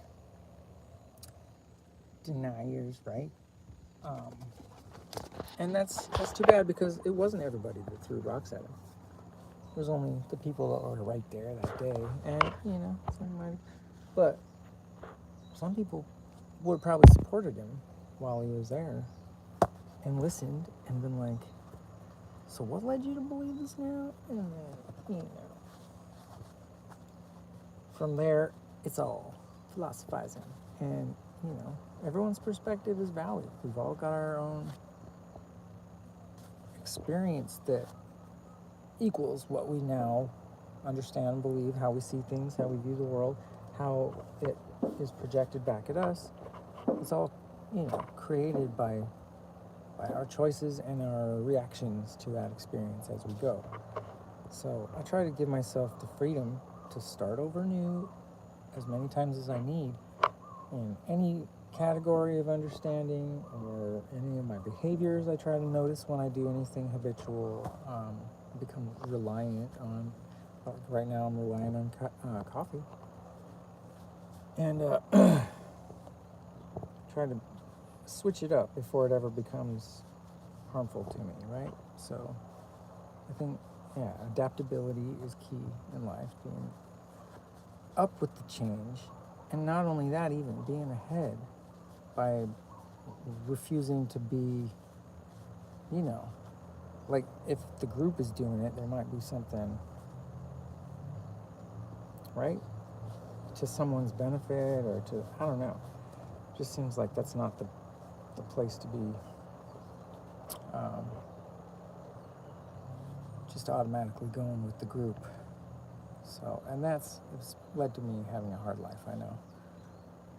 But at the same time, I'm always adapting and cool with it. When the change does come, I'm usually pretty excited about it. I feel the progress. I feel like whatever was holding me back in the phase I was trying to break through, I always feel like leveled up and more capable and more prepared. So that's been my main focus, I guess. It's just there is no bottom, but trying to get there to like the understanding platform of like where everything connects and then all of it, you know what I mean? Like it just seems like that's happening too with the entire science community, the whole world is kind of like, seeing how much meme technology has affected us so far, and then how, right? And then if you can realize that and step back from it, then you're able to choose really for yourself what is valuable to carry forward. So, yeah. I'm working on my book. I'll get back to that today. But that's kind of the point of my the Avalanche of Circumstance. Just every choice along the way, as I look back, seemed like I was forced into a situation to where I had to take drastic action, cut my losses, and just get out of a situation and start over fresh yet again. And swearing I'd never make those mistakes again, and then still making them, and then, right, all the different times. So, it's good. I think it's finally going to start coming together. I'm excited for that. If I can figure out which of my next projects is going to be first priority, and, right, I mean, I figure, even just, I imagine my book coming out, like, in a month from now or something. There's something I can at least offer. If Joe Rogan there's this guy that thinks he knows about what Noah's revelations were, and Moses, the Fulgurites, and the hand, and seeing God's hand in the sand, and the pillar of light. These are really good explanations. I haven't heard anybody offer anyone that makes sense yet. But then Joe Rogan looks into people before he has them onto his show, and what's he gonna see, right? Some of my top videos on my channel were when I was going through some major trauma from social backlash, and, right, just, I need to work on that. I just throw everything on there, and just like my live, I'm rambling now for a while. And it's all over the place, but I'm kind of getting to the same point, is that, probably a reason it's not the public narrative being pumped on the news channels. Probably a reason that, right, all the military action is so, like, fortified. It seems way overboard when you consider, right, just war and protecting ourselves and all that. But we might not even have even the slightest idea of what's actually going on. Imagine, I mean, there could be, like, moon bases, alien moon bases on the back of the moon. They could be under the ocean. They could be colonizing the inner Earth. Earth is expanding and hollow. There's, like, a comet in the middle. It could be like like the thermal environment that we would have been used to already inside Saturn, inside Saturn's heliosphere. If we were, right, just one of Saturn's babies, Earth was, before it expanded, it looks just like a lot of its moons. So it's like the possibility could totally be there. There may be an Earth, and it would explain a lot. There's all sorts of implications. The stuff like the missing people, the missing children. All of a sudden, I'm like, these movies of psychos are just to make us think that that's the likely explanation. But, dude, what if they're just, like, chosen to go already be prepared to be in a safer place for when the surface gets crazy? I can only hope, I pray that that's what's going on. And I can see why they would let the public just have fear about the politicians and these people are in positions where they're trying to help. They chose to be there because they wanted to do something with their life, and so I respect them. And then the media and the public, they just kind of rip them apart and try to pick on little things that they said, and I don't know. I just that all felt wrong to me until I understood that there must be a better explanation for all of it. And so I choose hope rather than fear. And I mean, I realize that they're both, there's all sorts of possibilities. But that explanation is just like, dude, we got this. We got this. We're going to be okay. As a species, we're going to be all right with whatever happens during the rest of this magnetic excursion. And yeah, I think it's good. Boy Scout motto, be prepared. And don't let fear into your decision-making process. Just, that's right, like Yoda, just like when you're calm, at peace, the Force will guide you. And you can see the future and all this stuff. Like everything Yoda said, dude, was pretty much like real.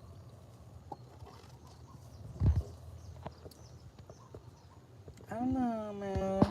I like Darth Maul's death, though. Actually, he didn't even die, really, that we know of.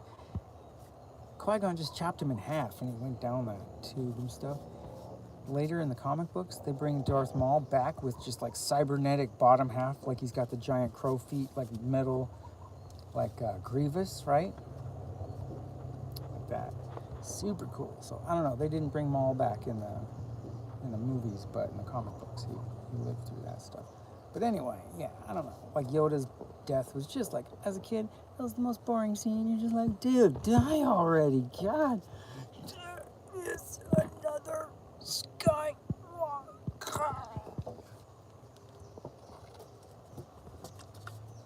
Right? Poor Yoda.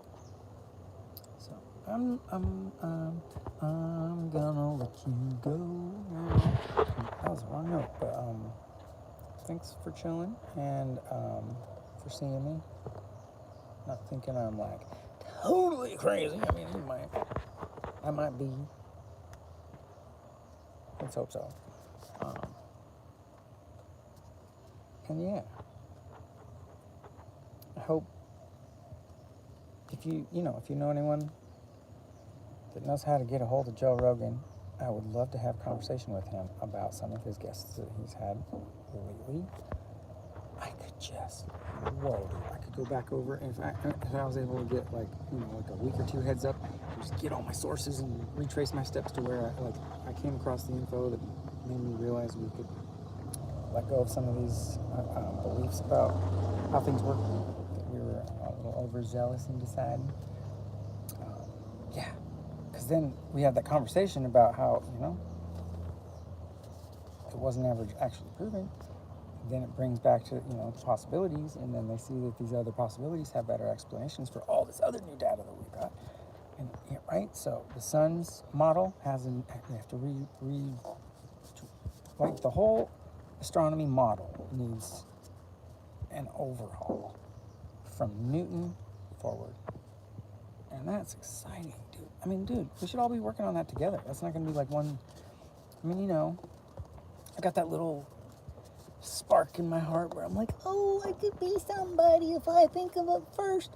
But I would never hide any of my hypotheses or developments from other scientists, as in like holding them back so I can be the first one.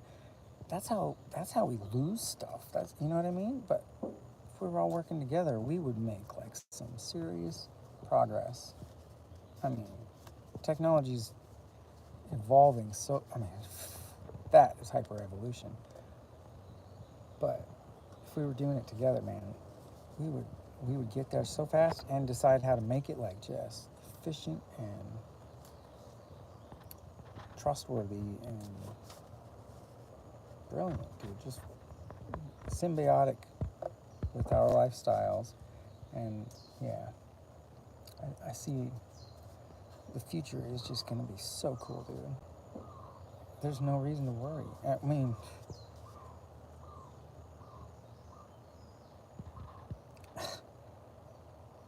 we just have to be ready, and we don't have to start over again.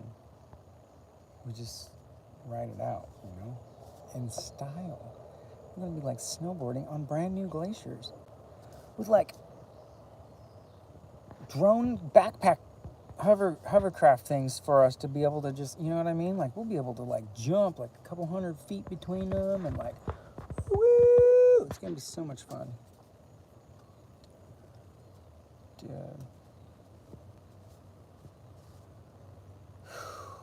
Let's just hope whatever. I think what happened to Mars was from this recombination event that I described earlier, about the sun potentially kept catching the binary star system that was Saturn and Jupiter flying together down their own circuit, and then the circuit combined and the sun caught their gravity and their electrical transfer at the same time. I think that's when Mars lost its charge and it got zapped neutral, right? And lost all of its water. I think there's a good possibility Earth took all of the water off of Mars and its electric charge, just like battery through the lightning bolt that went between Jupiter and Saturn and the sun.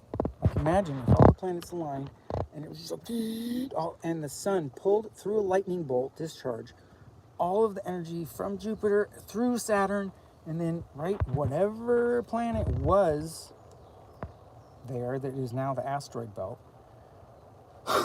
Excuse me. Pretty cool, right? And then, yeah, so Mars could have just been like taking that all and just melted it, like crispied it out while it was, and the water just followed. You ever seen those electrodes going between cups and you can see the water drops actually just make a little waterfall sideways from one beaker to another? It could totally do that through space following a filament. Right? The plasma balls, how you touch your finger and all the filaments go to the one to where between your finger touching the glass and the anode in the middle. If all the planets lined up like that, it would just be like whoosh, for sure, dude. And the sun taking the charge of those other two red and brown dwarfs, it left them just gas giants, you know. But yeah, the rings on Saturn show something very clear: recent devastation, unignorable recent mayhem within the solar system. The asteroid belt and Saturn's rings and all these baby moons that are just fresh, barely starting to crack apart. And look into Pluto's moons, and there are some strange orbital behaviors. There's this one that just flips backwards and flips back and then does this little woo, and then it's all it's shaped like one of those oval magnetite magnets, right? Those super dense magnets they make with them. Hematite. Yeah. And it's just, I mean, it's rotating this way and then it's woo, and then it flips this way and then it switches around and just, I mean, and it rotates every like twice a day or something, like really fast. I can't remember that one's name, but anyway, look up Pluto's moons and do some homework on that. You'll love it, dude. It's wild. And it shows pretty clearly that Pluto's magnetic and that all of their association, it's just their magnetic fields dancing together, and as the field lines couple and match, and as they rotate, and as the sun's magnetic field lines, they reach all the way out there and they connect from that distance and transfer energy like faster than light, dude. It's like magnetism is like an instant effect. So that alone defies the general relativity. So it's exciting to realize that all of these things that we've assumed were settled actually weren't, and that we are all capable of participating in that process of figuring it out. That blew my mind. That was like the second time I read the first time I read my astronomy book, I was like, something's weird with this and like Saturn's hexagon on the top, and I was like, and the fact that the poles are hotter, I'm like, from that distance, I'm like, well, that means the sun isn't really heating the planets up. You know, like as far as like the light shining on it from that distance, as much as it is the electric transfer. So it's just like, wow, it's just so exciting. Like everything needs a new, fresh reassessment. And I don't know, that blew my mind. I grew up thinking that all this stuff was figured out. I felt like all the inventions had already been, you know, thought of, and so many people, and so people are so competitive because of capitalism. I was just, I don't know how I'll ever do anything like that, right? And I gave up from the start. I grew up without even considering trying to figure out something that Tesla and Einstein were having conversations about and debating based on just minimal information. That's like 100 years later, or, you know, well, I guess we're like 70 some years later after these conversations were happening. And think of how many, like, they didn't know the solar wind existed. They didn't realize the aurora borealis were showing Earth's magnetic field. They didn't know anything about the sun, like just sunspots going across them was all we had at that time. So we knew that the sun was rotating. But we didn't understand one bit of the electrical transfer between all the planets. And so he did amazing work in his life for the minimal information he had. But now it's like, dude, I can't even imagine what Einstein would do. With all these satellite websites, we can watch the sun from all these different spectrums. We can see, you know, the electric positive and negative hot spot points all over the sun. There's just like so many satellites with data constantly fed to us at our fingertips.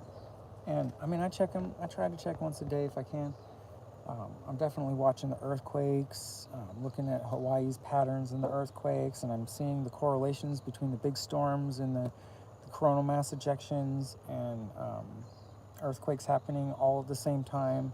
I'm realizing those, you know, I realized before they came up with the Huyen factor, and he turned in a scientific paper just showing the data laid over from the sun and from the earthquakes and from the big storms, and how they all had spikes at the same time. They all lined up, and he proved it with simple data I could have pulled off, and just like, that could have been my first scientific paper. I just talked about it for a day and a half on my Facebook and moved on with my other nonsense. But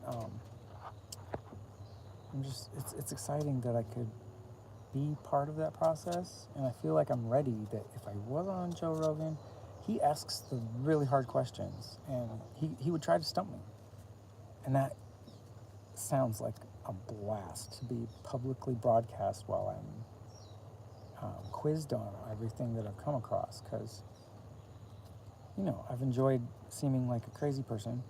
That's had its charms too.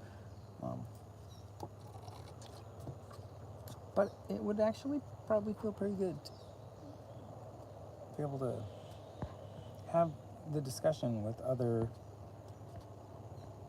well-educated people that have experience in the field. Like, for me to be able to be treated like a colleague in a way that I could get telescope time up at the top of the Mauna Kea or something, and actually be able to start, you know, some of these science projects that I've had just sitting on the back burner because I just haven't been funded and wasn't part of the game. So that's my loss for just thinking I was just going to figure things out on my own and have the same capabilities, because I can definitely see benefits to having a college, a whole whatever physics department with people that, you know what I mean, like every chemical you could ever want to have access to, you just got to sign papers and say what you're going to do with it. Every tool you can imagine, you don't have to buy it yourself. Like, with my glass blowing alone, just having all the different tools, that was just never-ending cost. That just made it almost like the business didn't make really any profits on top of the cost, because it just all went right back into efficiency and new capabilities, and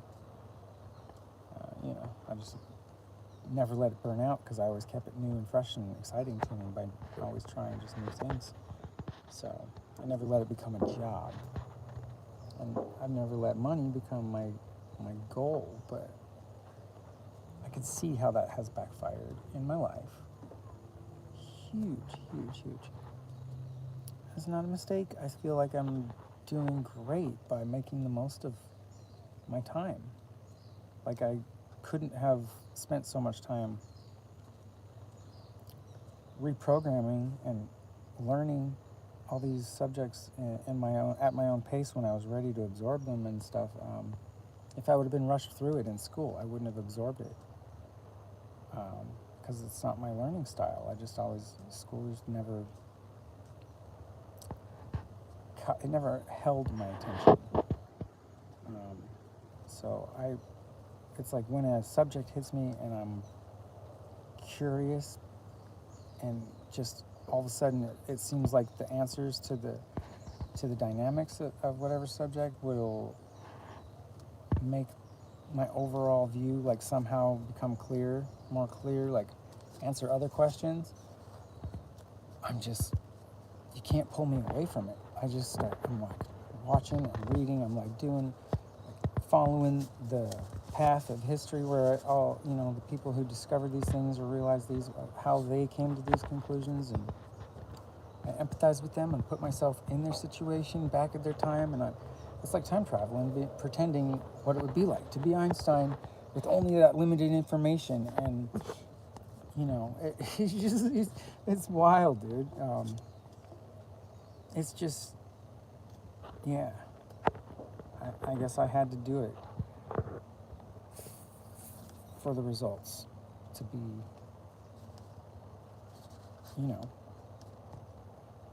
this is what you get. So I'll make it worth it. I'll figure out a way to tie it together for everybody to be able to follow that path I took in letting go, and then the realizations of how I needed to reprogram my brain because I was just echoing how I was raised and what society pushes as right, the norm. And so like 7th grade, realizing I was never going to be one of the popular kids and that I was just different or whatever, and didn't see how. And it was like a mental breakdown I had when I was 12 years old or something, and I gave up on trying to be one of them in any.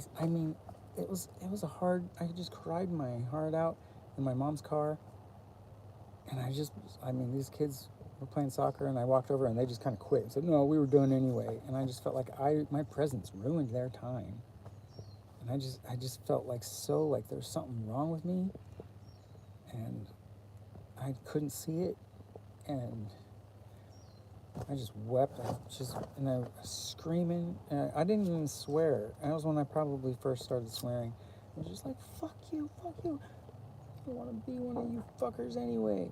And it was like, from that moment on, I just went like grunge, rebellious, and, ultimately like self-defeating by refusing to conform and just always been an outsider. And it's kind of a weird, harsh reality, 7th grade mental breakdown. But thank you for,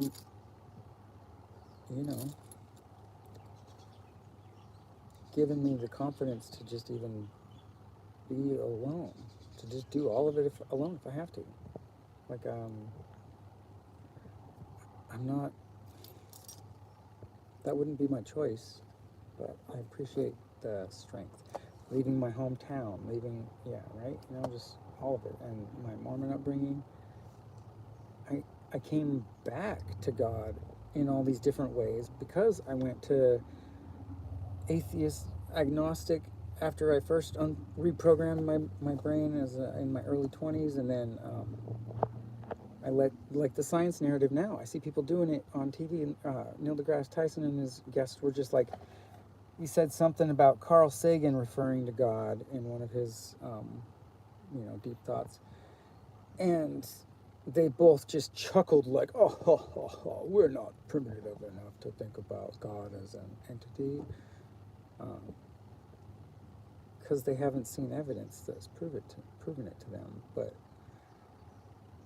so I left my mind open though. Instead of just going atheist, which means like there is no God, I was agnostic at most, saying like, well, I don't know. Actually, might have been to Joseph Smith's advantage to make up the stuff he did so that these people would build him a church and he'd have all these extra wives and all this cool stuff. Sounds very like a great deal, right? I don't know. But he also could very well be a prophet of God, and they could have come to him in any form. It's just like this. I've seen a lot of orbs, dude. Like they could probably, I don't know if they're entity, like if they're aliens, if they're a little probe, like intelligence sparks, if it's ball lightning with consciousness. Yeah, it's just, you don't know. I saw one really close, and it looked like a little alien thing. It's like it had like 3 eyes, like kind of like one little bulb here, and then it's like 2 little. Like it could just be like an interdimensional consciousness visitor. It was weird. I had a lot of them out there, down by the lava zone, where my property was that I sold. It was just like, dude, the last month I was there, I was up on the deck like almost every night after sunset, just watching unbelievable phenomena everywhere. I was just like, I filmed some of it, my camera, I had my other camera. It's just, people see all these videos of UFOs and they don't care. I can't, like, and it's just like a little light moving barely, it's not much proof of anything. To me, it's proof that something is going on. And they've been trying to communicate with me, or maybe they have. It's weird. So all of it, just, I went from like thinking, science has it all figured out, and just let Neil deGrasse Tyson tell you what to think, to, wait a minute now, he's pretty over, just banking on math, and his beliefs are all in like math explaining the universe, and that doesn't seem like the dynamic kind of explanation that's required for my imagination to grasp it, so black holes have always been one of those things where I'm just like, no, okay, and right, dark matter, dark energy, there's no need for it. If we can accept that electrical filaments of plasma can have connection and draw current from any distance across the cosmos, and so galaxies are transferring, these filament and circuit connections. They're dude, stars are born along these strings. JWST is coming out with these new views of like deeper X-ray, or that's the Chandra telescope. Which one? Anyway, yeah, we've got like deeper X-ray and deeper infrared now than we've had, and they're like going. The NASA scientists, all these people will be like, we gotta go back to the drawing board. This doesn't fit into our model at all. And then they go back to talking about things as if the old model still had any like validity. It's so crazy. I'm like, didn't you just hear your previous sentence? But that's what they know, and they continue. That's how they, right? It's like the language they've learned to speak. So I feel like it's very important. Very important. Somebody has to be like, sorry guys, and just nudge everybody, and we all fall into the pool at the same time, like a domino, line. We all just kind of like end up all like, whoa, wake up from, right, the illusion that we've put ourselves in, and realize that we can see it with all of this new stuff fitting into perfect alignment with all of these old questions that we kind of just like swept under the rug. And that's, yeah, dude, we're almost there. And I don't know. That makes us really lucky to be here for. Like, to to live long enough to see the science paradigm of modern humanity have to come to a point where they're just like, oh shit, we did forget to include like the the electrical transfer of the sun between the planets in our little equation about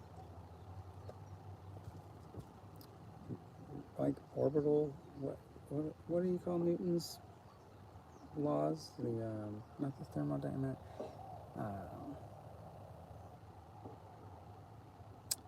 Anyway, I should know these things, right? If I'm gonna go on Joe Rogan, I need a refresher course.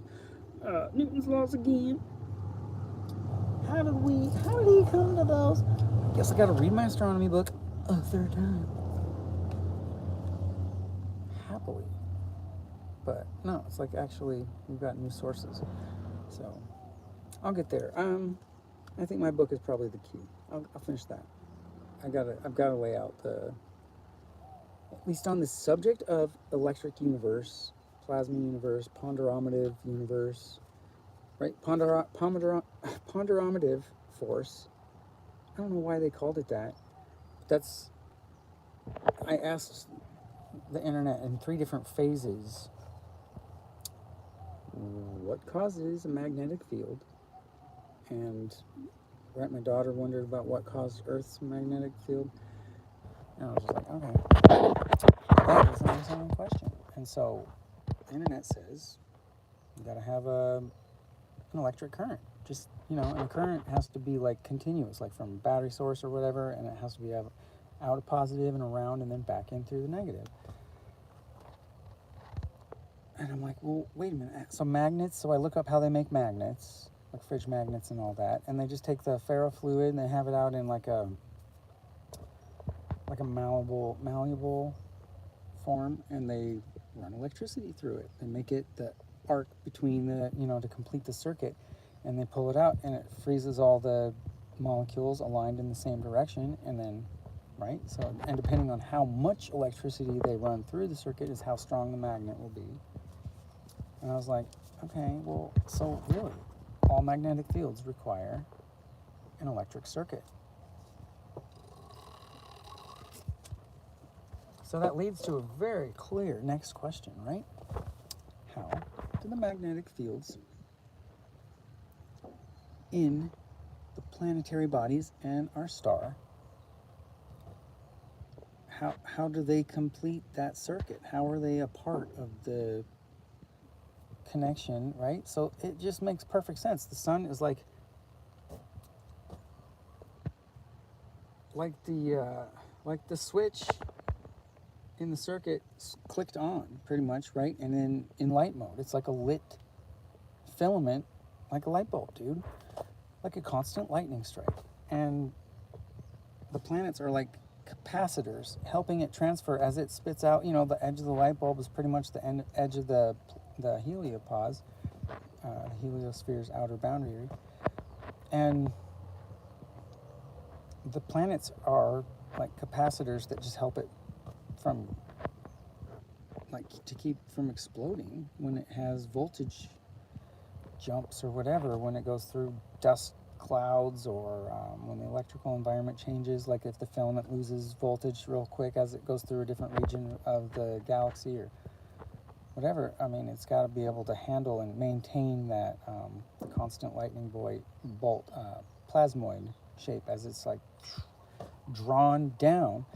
So that led to the next question then, right? So if we're just capacitors and that's just a lit plasmoid, then what's causing the sun to fly down that electric current at 70,000 kilometers an hour? What's causing the rotation of all of the planets? Like everything is spinning.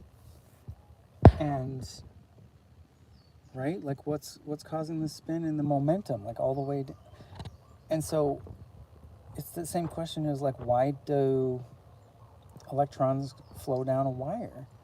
And they found out that a lot of the electricity actually moves down the wire on the outside of the rubber. Like they're actually rotating around the wire and not going down the middle of it as much as we thought. So that's, I mean, dude, huge concept to grasp and include in the E equals mc squared and Newton's laws of planetary motion or whatever it was. And yeah, that force that is pulling the sun, it's not like we were ejected and then just haven't slowed down yet, you know what I mean? Because I mean, there's nothing pushing from behind or pulling.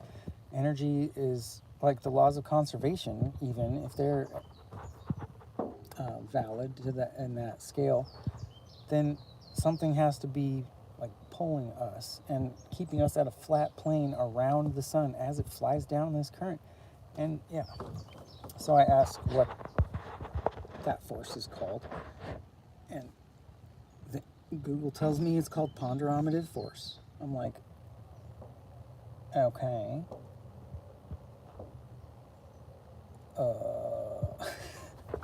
I can't find who named it that and why, but This is where I go, is this a conspiracy? Is this just the funniest Truman Show you guys have ever seen, and you just all playing a big old prank on me? I don't know what's going on here. This is very strange. so anyway, I guess it's my job to figure out how to tie this all together in math, I guess, so they can believe in it. I don't know, but yeah, pretty much that's all I've thought about for the most part for a decade and a half. I'm just like, holy shit. And I keep looking into stuff and asking other questions that go with it. And I just keep finding more evidence supporting this electric filament hypothesis, the electric universe perspective. Look up Thunderbolts Project. That's another channel that has so much. I was so overwhelmed thinking that I was the only one that saw this crap when I was like in my 30s. And then I find these other scientists that are in all these different fields that they've, in their own way, seen proof. And it's, you know, they've been also able to make predictions about what NASA's going to find when they send probes and when they, you know, all these things. And NASA keeps coming back with their head going like, oh, scratching their head going like, oh, I guess we got to go back to the drawing board, but they never do. The Thunderbolts Project, all the scientists there, Ben Davidson on Suspicious Observers, very aware, and he sees the evidence everywhere of the electric factors involved in everything. Everything we see in nature is just like an electrical chain reaction occurring. So it's changed my life, understanding this. Like everything it's just making sense all at once when everything was so confusing, and I just felt like, you know, like just nothing added up, you know. I was, and it made me, in my early 30s, late 20s, I remember being very frustrated, feeling like I was on the outside and duped, kind of, and like the government must be sinister and evil because they're doing all this stuff without, right, like leaving us out of it. But I can see very, you know, now I look back and I'm like, okay, so all of these things fit together. Like any of them by themselves seem like crazy conspiracy theory, whatever. But once you realize that all of those things could be really holding this one very important grand project at the highest of our priority list, and that is the survival of our species. You just have to be grateful. Just like, dude, there is absolutely probably a need for top secret clearance and for a need to know basis online all the way up, because we can't have everyone able to make atom bombs. We can't have everyone running around with anti-gravity craft silent and able to fly between the planets. Humanity is not responsible enough for that kind of access. We are showing with our behavior, up here on the surface anyway, that we are we're just, a lot of people are, they're just choosing lives that aren't helping. They're not, you know what I mean? And that's all right. We're like stuck in the capitalist predicament. A lot of people feel like, you know, that's what we're taught from a young age, is that we're supposed to come up somehow, however. And, you know, it's like this big competition, and they make us think that it matters. But yeah, it's like, here we are at this place where robots are taking our jobs, and we don't, you know, we could go back to becoming whatever we want to be without pressure, without influence. Like, real freedom, I think, is just following your heart to whatever you come to next, whatever you're being called to next. And so I have to be grateful that I went through such crazy shit growing up, that I ended up with that rebellious, like, you know, a refusal to play along by the rules or the expectations that people placed on me. And I never wanted to be like a bad guy. Never, I mean, I'm an empath, so I never wanted to feel bad for taking advantage of anyone else, or forcing my thinking, or, you know, any of my ways on anyone else. But I got over the idea of plagiarism being a problem. Like, I used to always do something to my art or leave part of it blank, so I could sign it in person, and then just so anybody else couldn't like make money off of it, copying it or whatever. Eventually I was just like, that's a compliment. If somebody else is like plagiarizing your art and making something out of it, and you're not doing it, you're just like sitting there and letting it go to waste, and not even, you know, you're making shirts with one of my drawings on them or something like that. I don't care. That's my art being seen by more people. That's quite a compliment, actually. And sure, like, you know, make a couple 20 grands off of it, I wouldn't mind a kick down, but I really don't care. If I don't see anything from that, I'm just happy that I was part of that inspiration to, you know, spread whatever message I was accidentally drawing as a teenager or whatever. I mean, you know, man, I look at some of those drawings and I'm just like, whoa, dude, like, what planet are you from there, kid? Super weird. So, just keep moving on. I never got back to finishing any of those drawings. Never went back to finishing my album I was writing when I was in my 20s. My glass blowing setup is just awesome, and I was coming onto these new, like, I started sleeving and doing all these cool, like, millis and stuff, and really stepping my levels up to where, I mean, if I wanted to just make money, I could make like $300 an hour on the torch making millis, no problem. But then it would become boring. My wrists would hurt, and it would be like a job. And I would just, after the 20th one, I'd be like, okay, no, okay, good. I would just want to go back to school, learning something else, and play a new instrument or whatever, right? I mean, it just has to be fun to me. So I just barely figure something out, and then I move on to the next thing. And it's led to me being almost an expert in lots of different subjects, but not enough of one to really claim a degree in any of them, or try, you know, there's no reason to argue with anybody that thinks they already know everything about something. So it leaves me just kind of like going like, I wish I could help, but I don't know how. I don't really see a way to identify with people. They're either freaked out by my weirdness, or they're like triggered by my confidence or something. I don't know. So I'll find a way, I swear. I think I'll make it like my goal for the week even, because I wanted to have my book done before Burning Man occurs, and that's like 3 weeks from now, dude. And right, I should go. You guys, thank you for listening, and I hope you know, benefited somehow from that.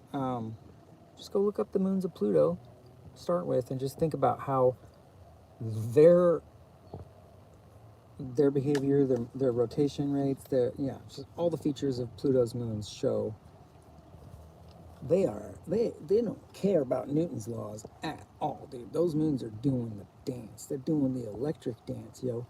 And magnetism is kind of, it's like behind everything. I'm a magnet. Oh my god. I mean, oh, and our heart. We found out that our hearts have neurons, dude. And they can see the future 6 seconds beforehand. Straight up, they were going to give shocks to these people, and they knew. Like 6 seconds before, the heart got excited before they actually got the shock in real time. Our hearts can time travel to the future. That's like proven with science, dude. That's kind of interesting now, isn't it? I mean, hello? That's kind of like, think about that for a day. Wow. I mean, doesn't that kind of prove time travel is possible? I mean, we're doing it constantly. That is. I mean, and I was doubting the quantum behavior activities. Like, dude, there might be a possibility that we really are living all in different dimensions, all in the same space.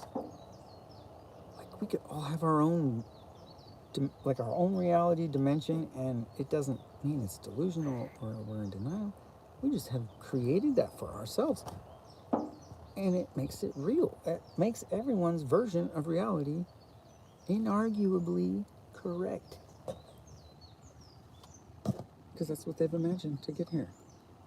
So, I mean, and yeah, so when we interact with people, we're lucky enough to be on the same plane. I mean, that's a trip. That is just cool. I mean, I don't know. I don't know what to make of it quite yet, but that's kind of like knowing that and then choosing what to focus on and realizing that you can choose the future that we're going into. That is some powerful shit, dude. Like and then the confidence you have about that. You don't have to be like know it all about it. You just have to be headed there. I mean, that's powerful. You could change a lot. You could save a lot of people just by sharing how you came to this path. You know? So that's worth it for me to make that the focus of my art and bringing like these concepts just to our awareness, and then it'll catch as much focus as it needs, or it echoes. It just reverberates. So it's just like it's very relieving to finally, after all of this chaos in my life, feel like I have a purpose, a reason to do what I'm doing, and that my heart was leading me here because it knows what I want more than I do. So that's lucky. Thank you, heart. Thank you, God. Thank you, everyone, for being so cool. We're all like Jedis in training, and we're all gonna get there soon. So have fun. Go get some sun. Don't get too spun. Or do. It's up to you. Just, be careful with your temple. And, spread the word that you're a nerd. And that's the way to be. Oh, yeah. And, see you next time. Try to give you more warning, maybe. But may the force be with you.